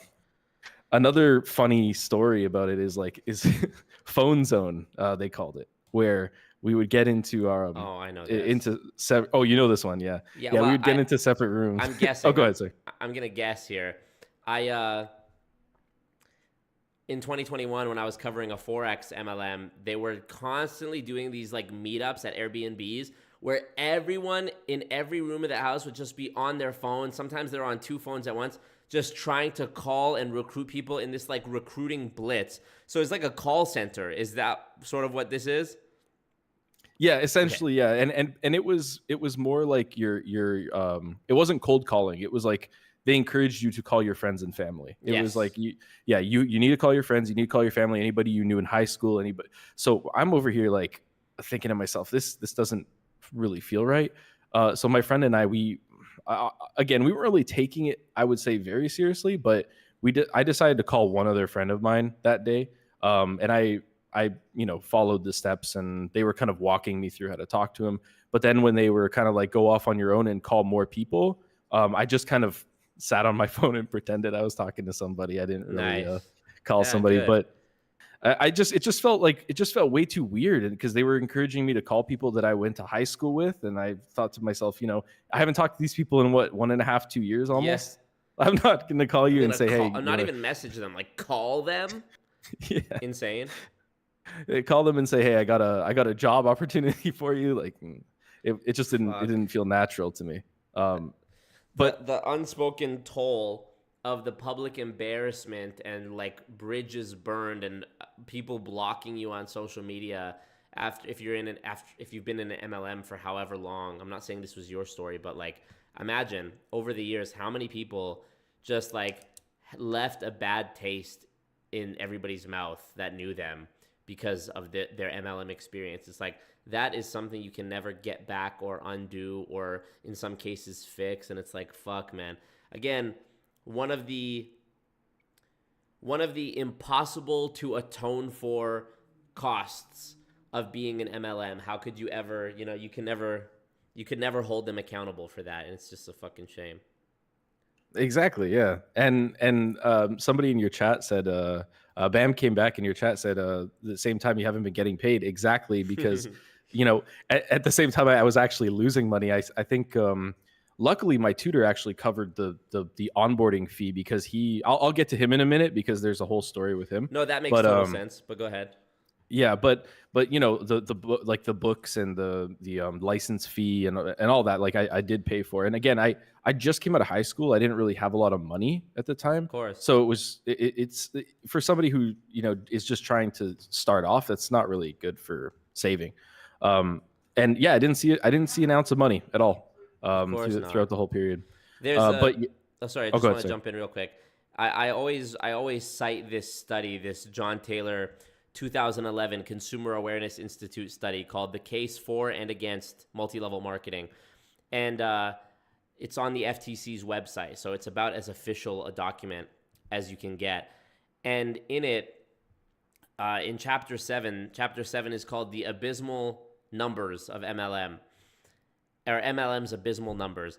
And it talks about how, the 99% loss rate, that's where this was one of the first big sources where this was established, the 99% loss rate. And in this chapter, John Taylor goes through and examines several dozens of MLM companies' compensation plans to see if he comes to the same conclusion about the 99% loss rate. And he includes the names of the MLMs he put on there by name. And of course, World Financial Group is also on that list by name. And on top of the 99% loss rate, he says in there that the general rule in MLM is that the more money a person spends on it, the more they will lose. And the more time they stay in it, the more they will lose, which is contrary to the propaganda they push of you just need to continue persevering and eventually you'll crack it. And if you don't, you gave up too soon. And they'll show you that meme of the guy digging the tunnel, and the one of them walked away and one of them is still going, and there's the diamonds there. You know what I mean? So I just wanted to mention that in regards to you not getting paid doing this shit for 8 months. Yeah, exactly. And you would think that, after enough time and enough perseverance, because I'm not going to lie, I was trying to learn the content. I was trying to genuinely sell insurance and learn that. But, I guess I just overlooked the recruiting aspect. Maybe I should have, got 5 people who got 5 people who easy got 5 simple people, and, I could have the world under me. Who knows, simple, right? Bro. Yeah. But as for my upline, what happened with him was it's kind of a sad story. He did get to that senior marketing director position through his family. So his mother was there, his brother's wife, eventually his fiance joined. Like a bunch of his close and personal family joined under him, which immediately got him to that position. And I could tell. I know like there's a lot of stories about uplines who kind of try to trick people and try to manipulate the people that join under them. But my upline in this case, I could tell that he genuinely thought this was a legitimate thing. Just the way he spoke, his hopefulness, like everything about it was like textbook he was played type thing. Of course. But at the end of the day, he was telling me like he was making $10,000 a month, which I have no idea. I can't confirm those claims or anything like that. Of course not. But what really kind of got to me was at I guess the nail in the coffin, or the moment I realized that this was a scam, was my mom's best friend has a brother who needed a truck, or he needed insurance for his truck. So he called me because I was told to tell people that I was a financial advisor for insurance. Right. So he heard that and he was like, okay, I'm gonna reach out.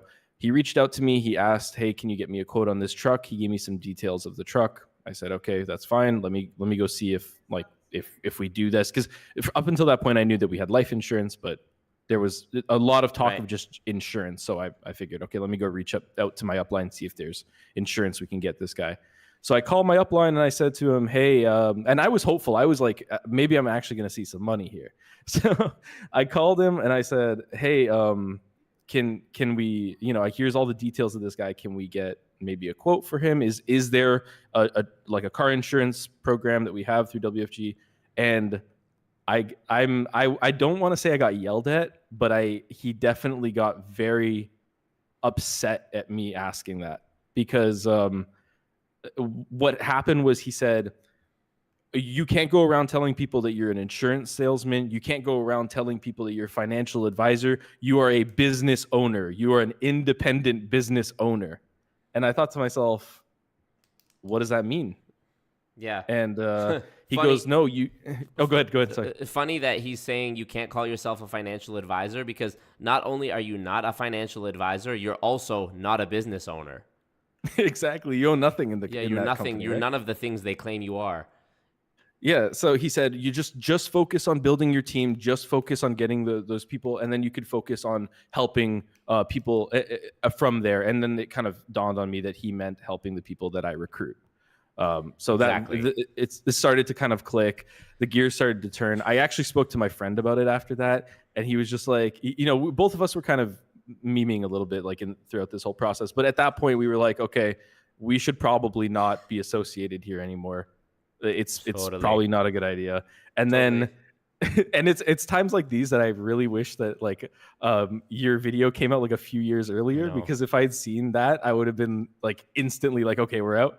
But it took me a while. I had to go through Reddit. I had to just confirm and just make sure. And the more I went into the WFG rabbit hole on the internet, the more my eyes opened up to MLMs and what that whole thing was. So my friend and I, thankfully, we got out. And we stayed far away from that point on. But the funniest story about that all is, remember when I said he was making $10K a month? Well, less than a year later, my friend was going to his coaching job, and he saw my upline selling Girl Scout cookies door to door. So, fuck, man. I might have talked about this recently, but I'm really not even in the peak of my anti-MLM superpowers yet. I still have so much more reading to do, so much more learning to do. One of the books that I just finished reading here, Freedom of Mind by Steve Hassan. Actually, I shouldn't say just finished. I finished this before we did our interview. but you can see all my bookmarks on it. This helped me learn more about cult brainwashing. I'm listening to the book 1984 right now, which is about an entire country's society being in this dystopian brainwashed world where they use doublespeak. And this book right here called Doublespeak that I'm also reading, we watched a clip a couple weeks ago of the author William Lutz talking about this back in the 90s. In Doublespeak, some of the things you said, Achilles, by the way, what do you want me to call you? What's your actual name? My name's Peter, not Mingles. Okay, well, that's too bad. Okay, Peter. So a couple things you mentioned that are doublespeak. First of all, examples of doublespeak. We don't torture people. It's enhanced interrogation. There's an example in this book where they talk about a preemptive counterattack. Preemptive counterattack. Well, a counterattack is defined by the fact that it happens after an initial attack. So how could it be preemptive and also a counterattack? Well, it can't.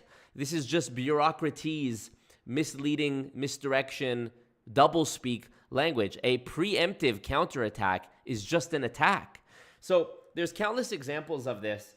And in WFG specifically, you bring up so many great examples just in that story you told. We're not selling insurance. We're helping families. We're not recruiting people into a mathematically impossible endless chain pyramid scheme. We're building the business, and on and on and on. This continue. You're not in a pyramid scheme. You're a financial advisor. Also, you're actually not. You're an independent business owner. No, you're not. You're an unpaid, no hourly, unsalaried contractor with a 1099. You're responsible for your own, taxes. You don't have benefits. There's no set hours. There's no set schedule. You can be terminated at any time by the company, and you don't have any control over what you sell, what the price is, how you sell it, the messaging. You can't run ads. You're about as in control as a pizza delivery driver. And I'm sure if I spent 2 minutes thinking about it, I could find ways that a pizza delivery driver actually has more liberties and more entrepreneurial freedom than someone in a multi-level marketing company. So just wait. When I finish 1984, I think I have less than 4 hours left of the audiobook. Doublespeak, I'm going to finish this in the next couple weeks. Just wait. In the next year or two, you're going to see my anti-MLM big brain really go to a new height where I'm just like a bona fide expert on all this shit. But yeah, as I listen more, I learn more, and I apologize for not having my video out there sooner. I don't know what year this was that this was all happening, but my WFG experience with my friend from high school was 2015. So it wasn't until 4 years later when I made my first video. So in that time, how many people could have benefited from it, Oh, yeah, for sure. No, I mean, it was actually probably around the same year that I was in about 2015. Damn, man. Damn. Well, I'm glad you got out of it, and he got out of it too and was selling Girl Scout cookies, you said? Yeah, like less than a year later, he was selling Girl Scout cookies, and then my friend asked him like, "Hey, what happened with the whole WFG thing?" And he's just kind of like avoiding it. He just didn't want to really talk about it too much. But the funniest thing is back in 2019, he hit me up, and I thought he was just trying to be friendly, but he was in like a Forex thing, and I know at that point I was like, no, it's okay. I love the crypto memes where it's like after the big crypto crash, it was like all the crypto millionaires going back to work at Wendy's, and their boss is like, "Welcome back to work, diamond hands," because everybody was like so convinced that they're gonna be a crypto, Bitcoin, Dogecoin millionaire. So many scams out here, and yeah, it's not surprising that the same guy who fell for the WFG shit fell for the crypto or whatever thing. It's just fucking, it's insane. MLM is the biggest, that meme where it's like you run into your friend from high school 12 years later and they're like, "Hey, bro." "Hey, bro, long time no see. How's it going? What are you up to these days?" And then you respond, it's like, "Just put my fries in the bag, bro." MLM is like, if somebody was to message me, well, nobody would message me. They know what I do. But Anytime you get a message from someone from high school, it's like, hey girl, hey girly, long time no see, we should catch up and get coffee. Just such a put my fries in the bag, bro moment. Oh yeah, it's like I know you're talking to me with an ulterior motive just by coming at me with that. Like, of course. I don't talk to nobody. You don't know me. Leave me alone. I've actually insulated myself from the risk of that because people know what I do. But now I get I get even more DMs that I probably didn't want from people asking me other shit. So maybe it would have been better if I was getting the, hey bro, great opportunity right here for you. Not to mention the assassins too. So true. That's so true. Yeah, the assassins thing is crazy. I'm gonna have more information about that in the near future, hopefully. But the harassment and the harassment towards me has like hit another level. And I'm not fazed by it. And I know they're watching everything I do. So just know, y'all are not going to scare me. You guys are all pussies. I know you're not actually going to throw hands. You're just doing little petty shit that you can do, making little fake Instagram accounts and going through my followers and finding my relatives that I follow and messaging them horrible shit and looking them up. Like, you know, I show my face on the fucking internet. You know what I mean? I use my real name. I'm not hiding. I'm letting my nuts hang on the internet. Y'all can come and find me. You know where I'm at. Clearly, y'all know my address. So, and there's way more of you. There's millions more of you than there is of me. Do something. Such pussy shit. Sending me letters, cease and desist letters, little bullshit lawsuits, little Instagram DMs from a fake account, little waiting for me out in public to harass me. Try better. Try harder. You know? But exactly. Yeah, no, I appreciate you, bro. I appreciate the story and very helpful. Very helpful. Glad you contributed to this because there are countless people still reaching out about WFG. That's the one I'm hit about. That's the one I'm hit up about probably the most. So thank you for, you know, your story reminds me a lot of my own story. And I know there's thousands of other people that have copy paste of your story as well. So thank you for that. Anytime. Yeah, it was great talking to you. Great to be on here. Nice to see you all. And remember, everybody who hasn't thumbs up the ting. I love that.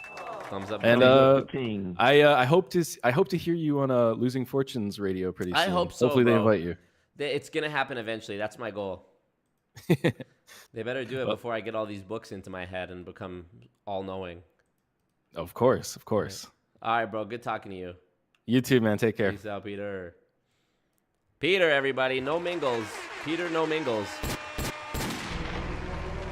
Shout out Peter emailing me to be on their show. Oh, that was so funny. Yeah, Peter and Scott emailed Bam to be on their show after he was on Multi-Level Misery 1, or the first live Multi-Level Misery we did.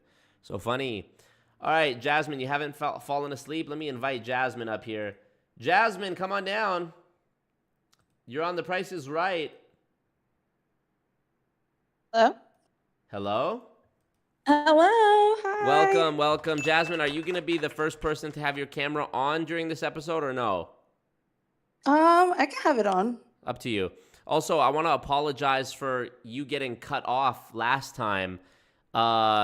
It was because of the Zoom. I didn't have the pro Zoom account, but I hope you didn't think I just hung up. I kind of thought you did. I was like, damn, Jazz, there you go again. No. I looked back at the recording. I was like, oh, I don't make any fucking sense. I should just stop. But no, you made sense. I feel bad that it cut off. I was gonna say something because I got the little pop-up that said there was like a minute left, but I didn't want to interrupt you as you were talking, and then it was a lose-lose. No, it's totally cool. I understand. But yeah. I don't know. Tell us. Give us the wisdom. I wanted to share. I have quite a few MLM stories, but I think specifically this one is related to Drake. I think I have made a comment about this. Okay. Yes. Tell it. I'll be right back, but I'm listening. I can still hear you. I'll be right back. Okay. So I want to say this was 2013. I think I was in my second year in college, and I was still living with my parents, and my brother was living there as well. And he had just graduated from high school. And I remember one day I was just like I think it was like during the summer, I was just like chilling in my room, like, you know, minding my own business. And my brother, he like comes into my room with his two best friends, and he's like, Jazz, I got something to show you. And I'm like, okay, so like, go ahead, let me see. And his one best friend, which I was not a fan of, like he was always in some like scheme shit. Like I was like, anything this kid is involved in, I want no part of. But you know, I let him do his little pitch. And I remember like he started off his pitch with and I'm in my bedroom, mind you. So it was like it was already like, wow, sorry, my cat literally God damn it. You're good. Sure, chill the hell out. Anyway, he's on some parkour shit. But anyway, so my brother, he's like, yeah, just hear out Dustin, hear out Dustin. And I'm already like, all right, I'm not really like fucking with whatever he's got to say, but you know, just for shits and gigs, I'll listen. And so like he starts off, he's like, so like, Jazz, do you want to like always work a 9 to 5? And I'm like, it's not the goal, obviously. I have aspirations, but yeah, like, okay, like, what are you trying to get at? He's like, what if I told you I have a business opportunity? And I'm like, okay, like, what is business opportunity? He's like, okay, well, you're going to be selling, you know, T-Mobile phone packages to people. And I'm like, immediately I'm thinking, I know nothing about cell phones. I at the time I didn't even own a cell phone because I had lost it. I'm like, dude, like who is going to trust like a freaking 20-year-old to sell them a cell phone? I know nothing about phone plans, and why wouldn't they just go to the T-Mobile store? I'm just gonna like walk up to some random Joe Schmo and be like, yo, like what are you using right now? Right. Made no sense. No sense. And so I'm like, okay, like I start asking those questions. I'm like, why wouldn't they just go to the T-Mobile store? He's like, no, like they'll trust you more. We're like the middleman. We're not only doing T-Mobile, we're doing Sprint. I'm like, and he's like naming all of these different products. I'm like, dude, like, okay, what is this company? And he's like, it's Wake Up Now. And I'm like, okay, like I'm not doing the whole, like it already sounds schemy. So I was like, I'll look into it, you know, like I'll look into it. So like the first place I went to was Reddit. And obviously, like I saw that's what blows my mind sometimes, like with these MLMs, is like how the first thing I ever do before I get into anything, even like if I like with a job, like if we're talking like just bare minimum, like I'm going on Glassdoor, I'm going on Reddit, I'm making sure. So it's just like, it's so crazy, like how people will take like things at face value, and that's what's like kind of, and I get it because they're trusting that person. Right. Like it's your childhood best friend, it's, you know, your mom, and which leads me to like, but anyway, so I'm like, all right, I'm gonna check into it. So I look it up, it's already a scam. I try to convince my brother that it's a scam, didn't want to hear it. He was like, no, like I'm already invested into it. And mind you, like my brother, he was like working 12-hour days, and he's spending all his money on this stupid shit. I'm like, dude, like you've got to get out of this. So it came time, like I was like consistently just like dodging the whole MLM. Right. And this is like when Instagram was just now picking up, like where people were starting to actively use it. It was before stories, before video. And I remember our friends, like our local, like the people we knew in the neighborhood, they all started posting like these checks, these like checks for $10,000 or checks for like $5,000. And they were like, oh, this is for all the people who said that Wake Up Now is not going to work. And I'm like, okay, anyone could write a check. I could write a check and like make it out to myself. Doesn't mean that I could actually cash it. Right. And so I remember like I messaged the kid. His name is Dustin, and he's the kid who like put my brother on. And I was like, okay, let me see your bank account. Let me see you actually deposit this check. He was like, I don't have anything to prove to you. Like, you're just a hater, yada, yada, yada. I'm like, okay, whatever. And so this is where Drake comes involved. I remember I was like driving to school one day and I get a text from my brother and it's a screenshot of Drake tweeting, shout out to Wake Up Now, they really changing the world.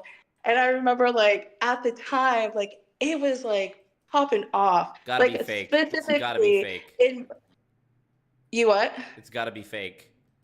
I don't know if it is or not. I don't know. But it could be. I literally scour the internet. I even went on the Wayback Machine. I'm like, I couldn't find this it tweet, either. but When you messaged me and told me about that, I was like, no, not Drake. And I couldn't find it. So I know. I don't know if maybe he deleted it because of the embarrassment, or it could be fake. Regardless of like everyone like ate that up and they used that as validation. And that's like when my brother even went harder. He was like, oh, Drake is shouting us out. Drake is shouting us out. I'm like, he's not shouting you out. He is not affiliated with this. This is like a tweet does not prove anything. And I think like 2 years later, it just like it died.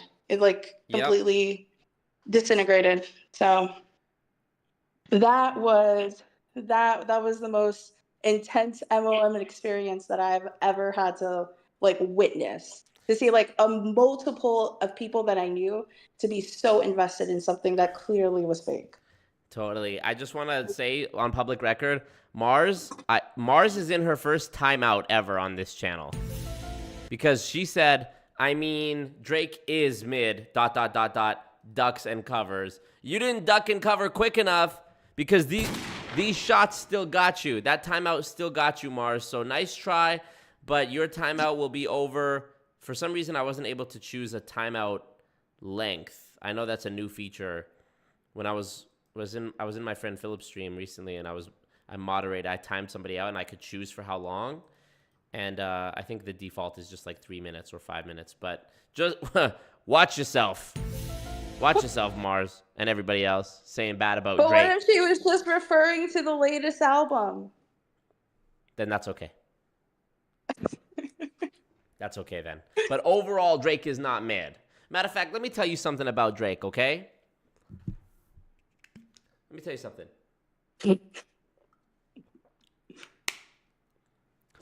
All my exes live in Texas like I'm George Strait. Or they go to Georgia State where tuition is handled by some random hitter that live in Atlanta that she only see when she feels obligated. Admitted it to me the first time we dated, but she was no angel and we never waited. I took her for sushi, she wanted to fuck, so I took it to go. Told him don't even play it. We never talked so much after we hook up, just only hello or happy belated. That's when I texted and told her I made it. That's when she texted me and told me she prayed it. That's when I texted and told her I love her. Then right after texting and told her I'm faded, she asked, what have I learned since getting richer? I learned Hennessy and enemies is one hell of a mixture. I learned working with the negatives could make for better pictures. Even though it's fucked up, girl, I'm still fucking with you. Is it the fall? Time for me to revisit the past. There's women to call, there's albums to sell, there's liquor involved, there's stories to tell. We've been through it all. Interviews are like confessions. Get the fuck up out my bedroom, confusing me with questions like... Go ahead, do the hook, Jasmine. Are you high right now? Do you ever get nervous? Do you love this shit? Love me? Is it true? Hell yeah. Hell yeah. Hell yeah. Fucking right. Come on. Okay. That was Drake's best album. But I don't know. More Life was good too. I have a question though. Y'all playing with me about Drake right now. Go ahead. I wanted to know, because like I hear, like just based on all your stories, I mean, obviously everyone is seeing your content. I can't even imagine like how many people in your inner circle are seeing your content. And I guess like my main question is like, what has this like journey revealed to you about, people in general that you just can't like overlook? Like you'll never see the world the same because of this. I think the best way I could answer it is with a 2015 Drake verse, which was the feature on the song 100 from the game's album Documentary 2. And the song is called 100. And Drake's verse goes like this. Thank me later, thanks for nothing, thanks for bluffing. Thank you so much for wearing your true colors to every single fucking function. Had tell me to my face how we were family and how they love me while they were skimming off the budget. Now when I see them, they're the ones that's acting funny. People been reaching out to me and I'm on some straight unresponsive shit. I would have so many friends if I didn't have money, respect, and accomplishments. I would have so many friends if I held back the truth and I just gave out compliments. I would have all of your fans if I didn't go pop and I stayed on some conscious shit. I would have so many more friends if I lost my success and my confidence. I'm in the club every time that they play the competition, if they even play the competition, and I seen the response they get. Yeah, nobody's even hearing it. On top of the pyramid, might go to Jamaica, disappear again. My circle got so small that it's a period. Saying to myself, why do I feel like you're reading the lyrics off your Of course computer not. screen? Of course not. Of course not. So that's the answer. My circle got so small that it's a period, which is a bar.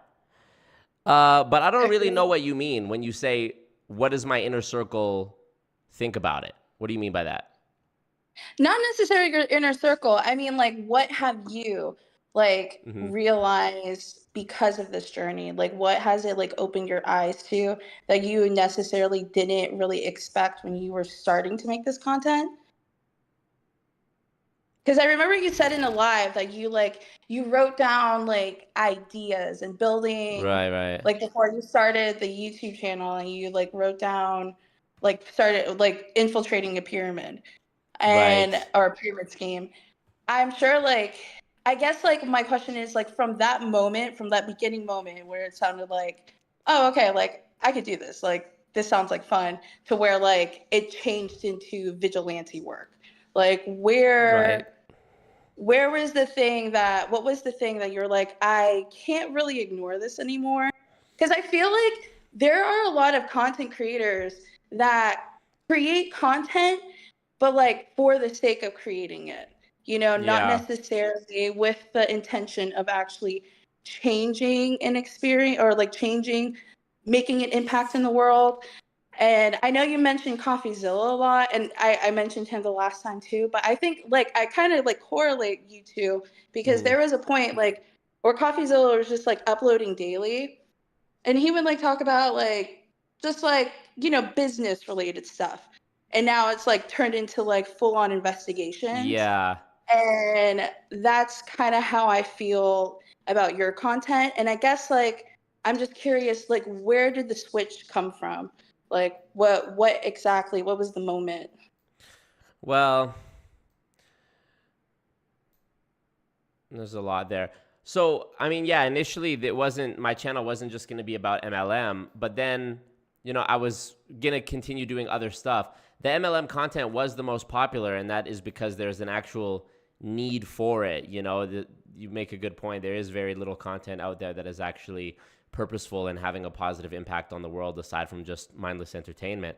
But that being said, 2022, I didn't do any anti-MLM content.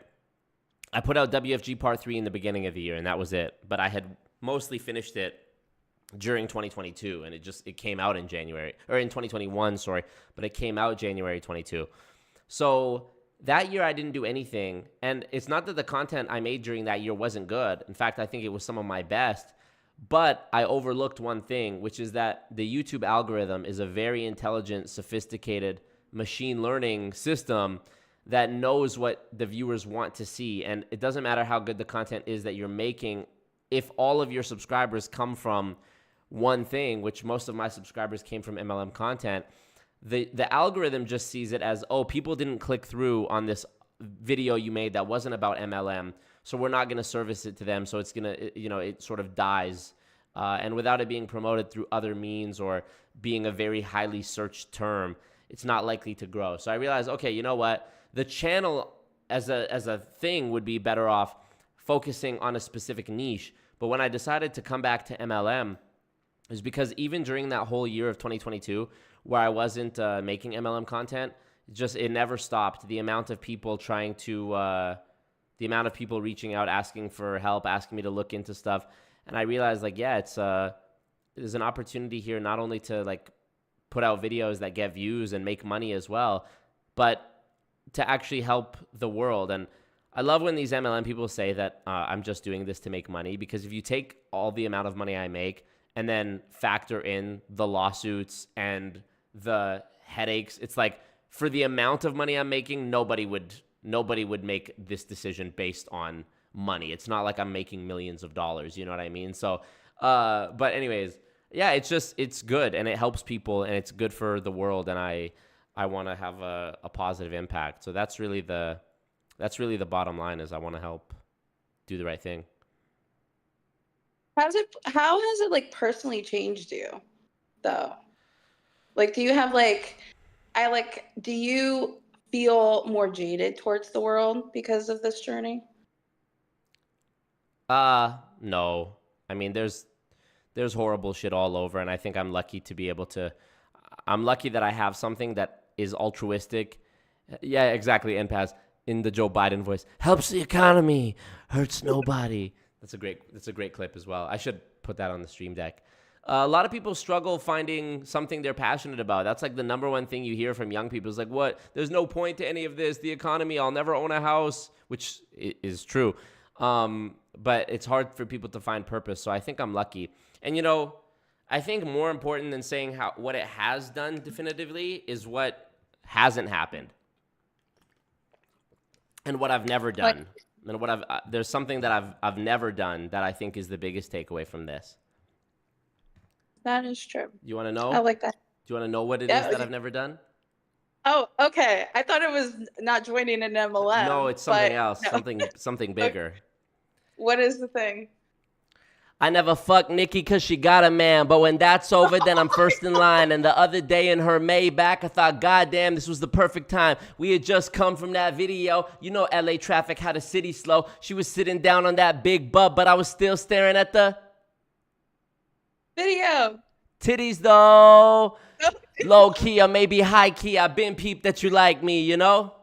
I mean, who the fuck you really want to be with besides me? I mean, it doesn't take much for us to do the shit quietly, I'm saying.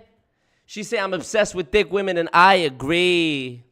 That's right, I like my girls BBW.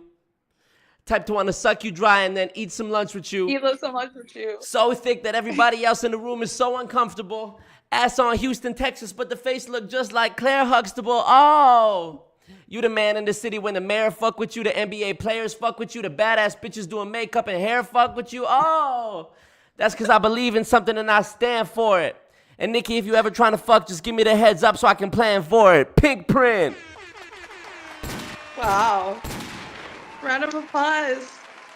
Yay. That's what I've never done. I have to ask, you sometimes you start your videos with some of your original songs. Why did you stop doing that? Haven't done that for a while now. I know. I mean, like, I just joined the cult, so I'm backtracking. Right. They say they miss the old Drake. Girl, don't tempt me.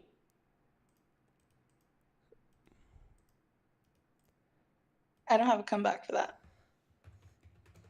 I might be too strung out on compliments, overdosed on confidence, started not to give a fucking, stop fearing the consequence, drinking every night because we drink to my accomplishments.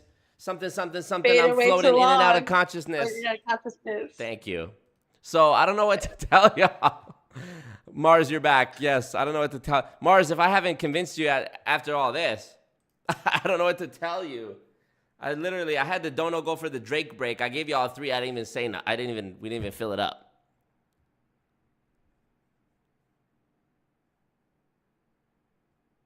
Oh, you were in timeout once before. That's right.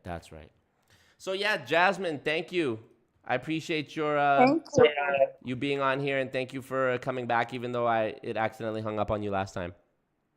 Not a problemo. Thank you. Keep up the good work. Dale. Gulo. Gulo. Let me see. Some of these people don't have their hand up. LVY, Jonbon, Benjamin's got his hand. Oh, RCT. We didn't talk to RCT yet. Let me invite RCT up here because we talked to Benjamin last time. Oh, and Jonbon put his hand up.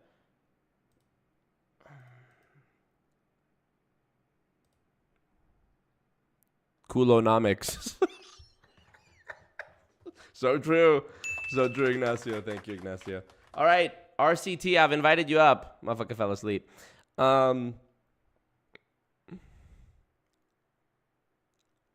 I know way too many people here right now. This is when Drake used to rap like this, when he used to go like that.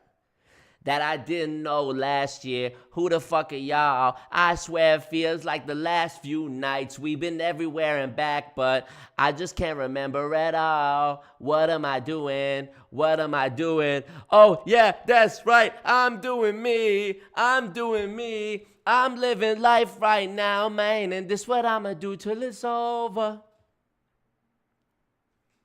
We fill up this donut goal. I might have to do a whole Drake karaoke stream on the second channel. The whole stream demonetized. Drake, Drake, Drake, Drake, Drake. You know, a lot of girls be thinking my songs about them. Just as not to get confused, this one's for you. Baby, you my everything. You all I ever wanted. We could do it real big. What year you want? What year you want? 2009, 2011, 2000. I got you. Name a year. Name a year that Drake's active. I got you. I know I could do the whole, everybody's verse on the song forever, including Eminem's. I can do it without skipping a beat. Trust me. I was in grade 7 when that song came out. Ask me if I didn't come home from school and have my little red radio in my room on, tuned to Hot 107 or 91.7 The Bounce here in Edmonton. And I wasn't listening for when Crack a Bottle by Eminem or Forever with Drake, Kanye, Lil Wayne, and Eminem came on. Please try. Please try me. Please try me. Please try me. So many amazing slept on Drake songs too. Like Desires is one of my favorite songs from Dark Lane demo tapes. Just threw it out there. Desires with Drake and Future. If you've never sat in the shower and listened to Desires, bro, you'll cry. You will cry. You know? Started from the bottom, too easy. Y'all throwing me easy ones. Y'all throwing me easy ones. Okay, let me bring Jonbon in. Y'all getting me off track here. Jonbon. Hello. Wagwan, Jonbon. What's going on? How's it Marco. going? Give me that sweet, that nasty. That Dora. No, that gushy stuff. Dude, I like your song, man. Heck yeah. Thank you, bro. Tell us, Jonbon, what do you got for us? Are you gonna have your camera on? It's too dark. I'm in the car right now because I don't want my WFG parents to know. Nice. That yeah. You know, my dad. Well, long story short, you know, my dad, he kind of got sucked into. I forgot how many years ago. It's probably like 10 years ago, and he's still in it to this day. In WFG? You know, he's still trying to. Yeah. Oh no, I'm sorry to hear that, man. Yeah, dude, it's kind of ass, dude. I was kind of sucked into it a little bit too, but I didn't actually push myself to join. Honestly, I didn't want to really do that. I'm just like, damn. Damn, you know? Bro, I'm so sorry to hear that. He's still in it, dude. Hey? Yeah. And your mom? Yeah, she's in it too. How old are you? I'm 22. Oh shit, are you still at home? Yeah. Oh fuck, yeah, man, I'm sorry. Yeah. Fuck. Yeah, it's kind of crazy, dude. Do they seem to be doing well in WFG? Not really. I mean, they will make 1,000, 2,000 just from selling insurance because they don't recruit. Between the two of them? Yeah. So bad. That's so bad, bro. It is, dude. Oh, man. Fucking What have you tried? Have you tried to get him out? You know, I have actually. There's some attempts. After watching your video, dude, your video fucking saved my life, dude. I was like, holy shit. Bro. I even tried showing them. What was it, 2-3 years ago? I forgot. I think that time you did part 1 and part 2 in WFG. Yeah, and I showed him, and my dad's like, fuck that dude. He doesn't know what he's talking about. I was like, dude, just hear him out. I was like, what the fuck? Well, at least you got it, man. That's all I can hope for. You know, the older generations, you know, we're going to be around longer than the older generations, and hopefully a lot of the ignorance when it comes to MLM goes away. I feel like this current generation is much less likely to be, well, also, I don't know. That's what I hope, is that because the information is so easily disseminated nowadays, that it's not that it's, you know, people are less likely to join, but I don't know, man. Desperation is the great equalizer when it Yeah. comes to this shit. So Yeah, dude. I think around that time, I think my dad just got out of jail too. I mean, he has like a, dude, he's selling insurance, but he doesn't even have like a license too. That's the thing, though. I'm like, damn. what the hell? How are you Damn, gonna sell insurance, man? And he can't get insured because he has a felony record. But you should low key snitch on trying to him clear. to the financial, not the police, but like the state, whatever financial, whoever oversees the licenses or whatever, so that he gets kicked out of WFG and is forced to go actually fix his own life. You'd be helping him in the long run. Yeah. Maybe, dude. I'm just like, dude, I don't know how to get him out, dude. Like, I mean, I had long ass arguments with him, dude. I'm like, damn. Sorry to hear that, bro. That's really It's tough, crazy, especially because there's the added layer of your dad being, you know, like your senior. Like he's an authority figure to you, and you're still young. You still rely on them to some degree because you live with them, right? You still have to like maintain the harmony in the house. So that's a really I do tough work situation. and stuff. Yeah, I do. It's crazy, man. Damn, I'm It's just so out sorry of to hear desperation, that, man. bro. Dude, man. Sorry, go ahead. I think, yeah. What's it called? Yeah, and one of the dudes, I'm gonna call him out. I think that one of the dudes name's Carlos Palazzi. He has like a podcast too. Okay. It's like Spanish, but he's kind of like I've seen him before. I've been around these people before too. Like we'll go to the office every Saturday, all the time back then when I used to believe in all that stuff. It was crazy, dude. I used to fucking hear him shout out this like, it's kind of dumb. I forgot. Like they'll shout out this thing called Whoosh. Like they have like a team. It was called like Bay 3, Bay Shop or some shit like that. I don't know. It was crazy. Are you in Canada?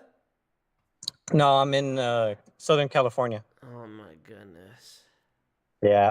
I'm so sorry to hear, bro. I wish I could do more for you. Yeah, dude.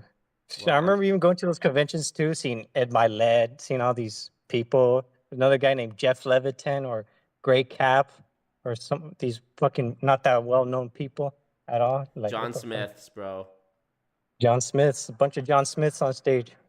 For real, bro. Well, man, I really appreciate you supporting, and I do hope that your parents wake up one day, man. I'm gonna keep have a new video about WFG coming out where hopefully that will get through to them, because in this new video I go through the report that was done on WFG by the financial regulator here in Ontario, and the results of that, you'll be unsurprised to know, were extremely negative. I mean, they found over 100 examples of rules being broken from a very small number of WFG agents that they picked from to investigate, and it's insane. So yeah, bro. Dude, insane, bro. Sorry to hear that, man. But thank you for sharing that, bro. And what else? For sure. You like Drake? I don't really listen to him too much, honestly. But I only listen to Marco and Philip Sola. Ah, thank you, bro. Yeah, you came in with the Dora reference up top. Thank you, bro. Man. I appreciate you, man, and best of luck. For sure, hit me up anytime, man. All right, man. Appreciate it, man. Appreciate you, man. Peace all right, out. You too. Oh man, I'm just powerless in that situation. I would love to be able to help more in that respect. I tried to invite RCT up here, but he ain't come up. Harry Peen, do I feel comfortable with that? No, I don't. Let's invite Benjamin. 21. Can you do some for me? I didn't realize I had a kind of Minnesota accent until college, when out-of-state students asked about the way I spoke. Damn. Harry Peen, what Harry Peen messaged me? Let's see. Please. Nah, I don't think so. Your name is literally Harry Peen, bro. That's such a troll. Let me see. I'm scared. No, you know what? I'm finna go ahead and block. Harry Peen. All right. Forgiveness. That's a nice name. See, have a nice name like Forgiveness. Let's see. All right, Forgiveness, come on down. Yo. Got that Lebanese thing. How you doing? Hello? Yo, can you hear me? Nah, you sound like shit. Bro, that's what everyone keeps telling me. I have my AirPods in. Dog, those are not AirPods. Those sound like some Chinese Bluetooth device has now been connected type shit. Bro, let me be. The MLM took all my money. Dog, you literally sound, with the beeping and shit in the background, sound like it's a McDonald's kitchen. I just came to take your order. How you doing, my Lebanese king? Yeah, good, bro. Appreciate you, but I cannot talk to you like this. You sound so bad. I just wanted to say something quick. Okay. I just like your video. That's all. Thank you, came up bro. here to say what's up. I just came to say that. You can my call, bro. I love you. I love you too, bro. Thank you, bro. Yeah, bro. Post more. What's Stop that? fucking going on hiatus. Start posting more. We're going on hiatus. I will. All right, take care. Peace out, bro. Oh, that's a sweet name. See? That's a sweet boy right there. He got the fake AirPods, but that's all right. Let's see what motherfucker said. Let me see what this motherfucker said. Of course, empaths want me to bring Harry Bean on. All right, let me see. I'm going to be very wary of this. Yo. What's up? Hi. What's up? How's it going? Right now, I just saw one of your videos. I am currently a candidate for an amway, and I'm now just kind of skeptical about everything now. I mean, the first session they said, the first thing they said, they're like, oh, we're not a cult, and then they said like the differences between a pyramid scheme and like a Ponzi scheme and everything. So, Okay, you're being serious? You're not trolling? Yeah, I'm not trolling actually. Like, I'm actually Okay. scared to death right now. Bro, there's a video on my channel that I want you to watch. 2 videos, actually. They're very short. They're both like 10 minutes or less, okay? Okay. There's one on my channel, if you go look at it right now. It's the most recent one I put out. It's called The Truth About Pyramid Schemes. That one is the actual truth about Ponzi schemes, pyramid schemes, MLMs, and how they try to confuse you between the three, okay? Okay. The other video on my channel, you have to scroll down a bit or just search for it. It's a big green thumbnail. It's called Why Making Money in an MLM is Impossible. I want you to watch that one and watch the more recent one, The Truth About Pyramid Schemes. And if you want to go deeper into it, I have one from 2 months ago called Confronting an Amway Recruiter that you can watch as well. It's also very short, 13 minutes. After you watch those, I think you'll be relieved and you'll feel that it's been explained clearly. All right. But don't All right, worry. thank you, man. Have you already joined? Like, are you already in it? I'm already in it, and then turns out many of these guys, they go to the same school as I do. One of them, they know where I live and everything. I'm gonna. You don't have to be scared of that. They're not going to do shit to you, but it is a cult and it is a scam, and I don't want you to join that. You should get out, cut your losses, get out. Also, I mean, just think rationally, bro. Like, I don't know how old you are, but if motherfuckers have to tell you we're not a cult, doesn't that seem like a red flag to you? Yeah, that's why I was skeptical, and I had to search it up and everything, and I that's how I came into you. Okay. So yeah. Well, I'm glad that I came up, bro. I'm glad that I came up on your feed because I'm about to save you from making one of the worst decisions of your life, for sure. Yeah. Thank you so much, man. Thank you, I was bro. scared because you said my name was Troll and everything, and I was like, oh no, I'm not gonna be able to talk to you. Well, you know how it is on the internet where people be trolling and shit, calling in and like, you know. Yeah. But I appreciate you for being real. All right, thank you, man. Check out those videos, bro. All right, for sure. Peace out, bro. Have a Be nice day, safe. man. Yeah, you too. I touched down in 86. Knew I was a man by the age of 6. I even fucked a girl that used to babysit, but that was years later on some crazy shit. I heard your new shit. Homie hated it. Damon Wayans, homie, don't play that shit. I get paid a lot. You get paid a bit. And my latest shit is like a greatest hits. Goddamn. Ain't no wishing over on this side. You don't fuck with us and we don't fuck with you. It's no different over on this side. Goddamn. Should I listen to everybody or myself? Cause myself just told myself, you the motherfucking man, you don't need no help. Cashing checks, and I'm bigging up my chest. Y'all keep talking about who's next, but I'm about as big as it gets. I'm the light-skinned Key Sweat. I'ma make it last forever. It's not your time, cause I ain't done yet. Look, just understand that I'm on the road like Cottonelle. I was made for all of this shit. and I'm on the road, box office sales. I'm getting paid for all of this shit. Told you to please excuse my table manners. I was making room for the table dancers. If we judging off your advances, I just got paid like 8 advances. Goddamn. Got everything. I got everything. I cannot complain. I cannot. I don't even know how much I really made. I forgot. It's a lot. Fuck that. Never mind what I got. Don't watch that, cause I came up. That's all me. Stay true. That's all me. No help. That's all me. All me for real. Drake is the best, bro. Drake is the best. Marco's personally trying to tick me off. Hilarious. Wow. Oh, there's still people in here. Let me get LVY in here. Welcome, welcome, LVY. You come on down.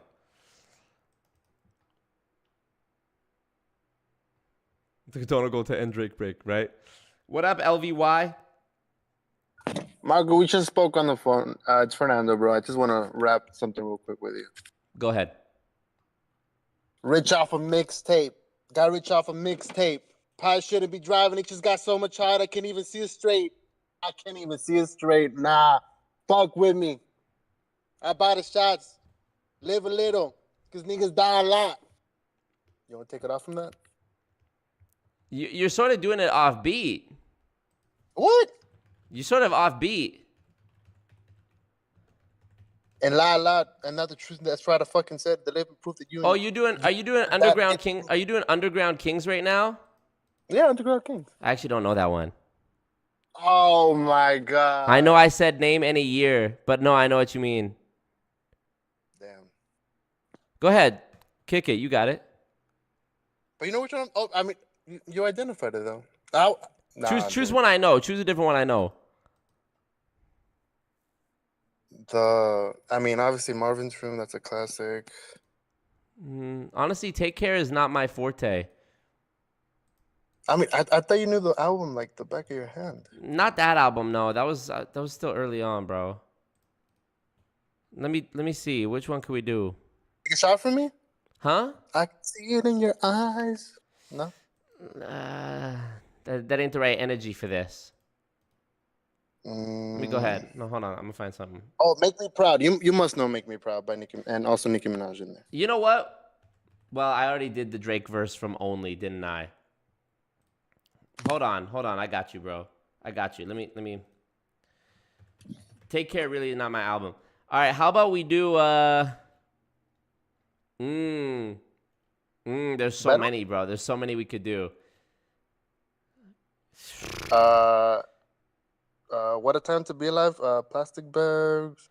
Get a plastic bag. Go ahead, pick up all the cash. You danced all night, girl. You deserved it. I'm down to Plastic Bags. All right, go ahead. All right, I'll start it off. I'm gonna have to pull up the lyrics for that though. But I know it. You're gonna be Future? You're gonna be Future or what? All right, fuck it. All right, you want me to start it? Go for it. Get a plastic bag. Go ahead, pick up all the cash. Go ahead, pick up all the cash. You danced all night, girl. You deserved it. Get a plastic bag. Go ahead, pick up all the cash. Go ahead, pick up all the cash. You danced all night, girl. You deserved it. Yeah. Magic City on a Monday.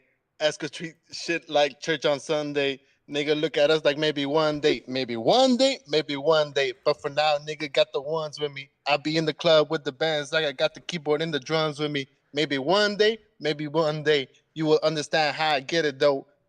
Man, it's everything I ever said. Mixing liquor cups with the sedatives. I roll up with the bands on me. This a good night to dance on me. This a good night to dance on me. Yeah, get a plastic bag.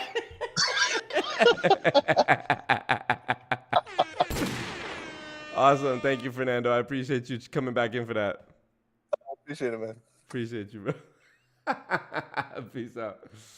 Damn, he's a real OG. He got the old Drake songs. I'm more of a It's just that one album isn't my my forte, honestly though. Drake from like 2015 up, I want to say is my area of expertise when it comes to like the lyrics, My favorite Drake songs are the one where it's just him rapping with no hook for like 5 minutes, just bars, bars, bars, bars, bars. That's what I like. All right. I don't know many from Care Package. I didn't really care for many of those. We got Deadpool 420 in here. Oh, you summon him. I'd donate to end it if I literally had any spending money. I love it. Somewhere between psychotic and iconic. Somewhere between I'm sober and I'm twisted. Somewhere between I'm sober and I'm lifted. But I stand out. Always keep my hands out. I'm not even Christian. I still went to church that year. Oh, yeah.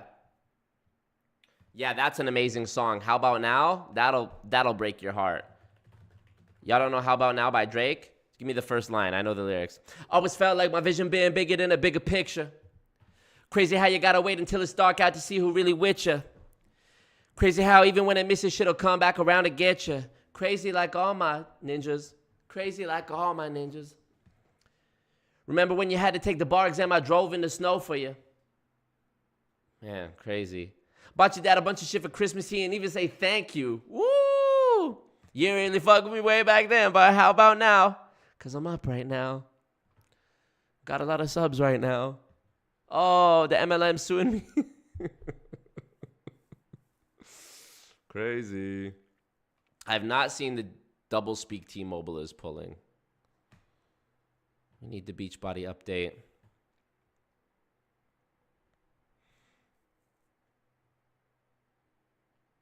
We are not raising the price of our plans. We are moving you to a newer plan with more benefits at a different cost. Literally made it up. Damn, social worker in WFG? That's not okay. That's actually literally not okay.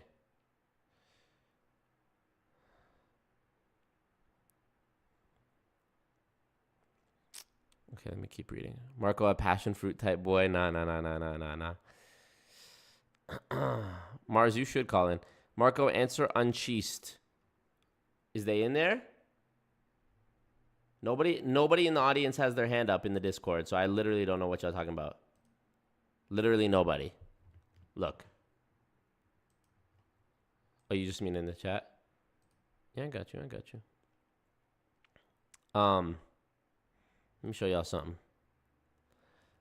How did any record label allow the French Montana hook on Stay Scheming to pass? Stay scheming. Like literally not on hook at all. I mean on key. So bad. So many good Drake songs.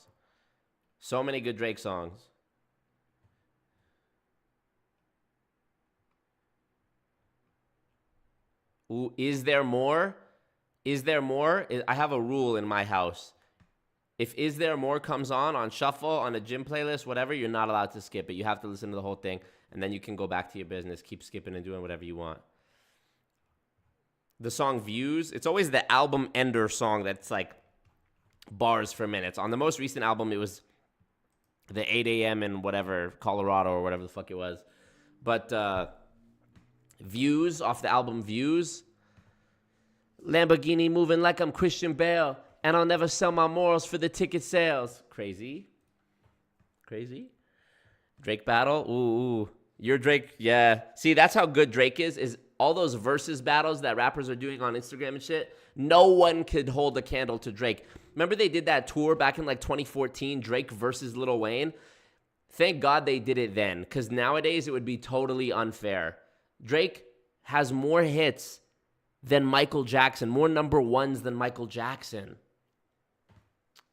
Put some respect on Drake's name. It doesn't have to be your cup of tea, but he is the greatest of all time, and it's no negotiating. Ooh, yes. Churchill Downs. Let's see if I know it. Cold hearts and heated floors. No parental guidance. I just see divorce. Therapy sessions. I'm in the waiting room reading Forbes. Abandonment issues I'm getting treated for.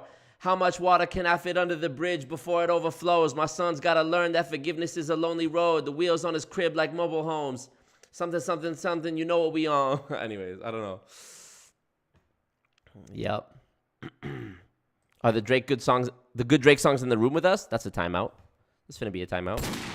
Thanks for understanding. Have I met Drake 1,000 times in my dreams, but never in real life. I've come close. Who have I met?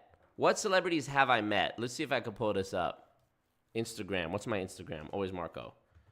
Let's see if we could go back.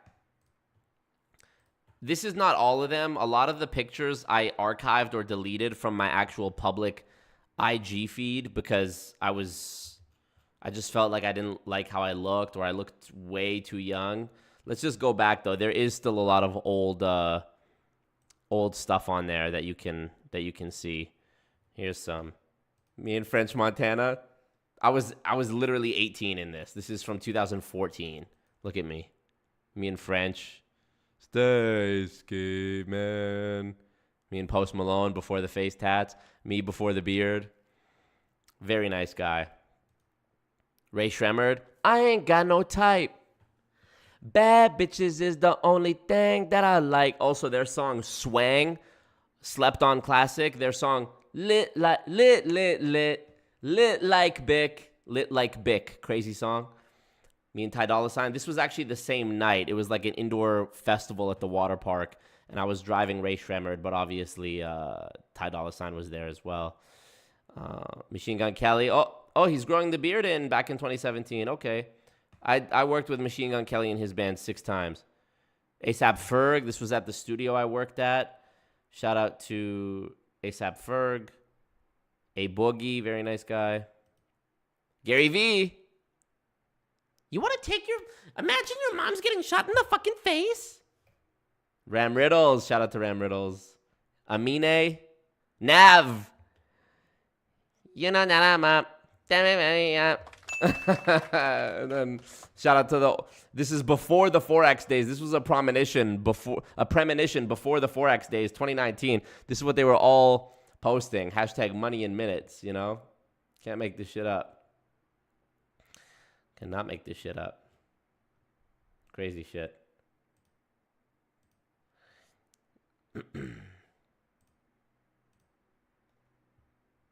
Crazy. Nav bigger than Drake. You're hilarious. People need to put respect on Nav too. Nav wrote, Nav did the beat for Back to Back by Drake. Also, Nav, very nice guy. Gave me a signed copy of Perfect Timing, the album he did with Metro Boomin. Let's see. Have you seen the mustard versus ketchup battle? Yes. Very, very funny video. JJ Gillis is timed out for saying Drake's whack. Thank you for that. There's also other photos too that aren't on there, like me and Ice-T. I met Ice-T back in like 2015. I was a kid. I met a lot of people, man. Method Man. I don't know why I didn't leave the Method Man picture up. That was a dope pic. Me and Method Man. Redman. There's lots, man. B.O.B. There's a lot. There's really a lot.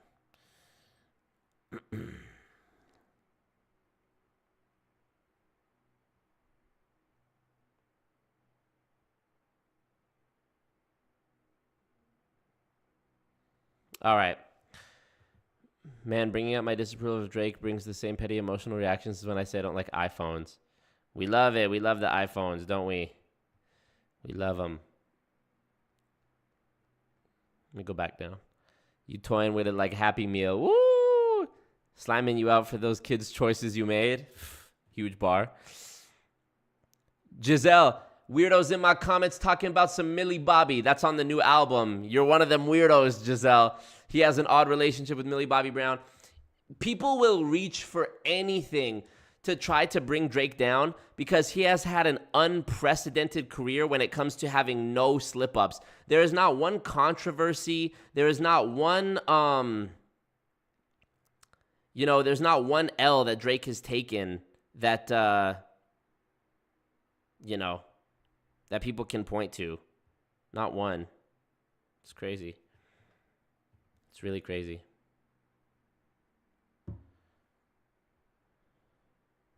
Crazy. Marco was a Twinkie dream. Hilarious. All right, we're done with this. Nav is Canadian. Yes, he's from Toronto.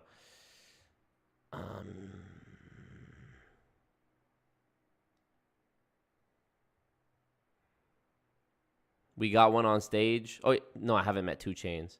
What we got on stage? A Drake fan?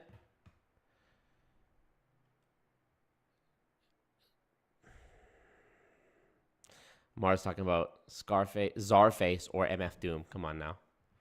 Come on now. All right. FBI, open up. Rap some MF Doom accordion. Yeah. It's actually funny you bring up MF Doom, Mars, because me and my friend Philip have a whole like history of like famously not liking MF Doom. Oh, Mars, I see your message. Yeah. Literally, listen. I'm gonna go ahead and get demonetized for this. I don't give a fuck. Listen to this. No, actually, you know what? I'm not gonna get demonetized for this. Literally, listen to the words I'm about to say, and tell me if this shit is doper than what I just read from the me rapping the Drake lyrics. Listen to this.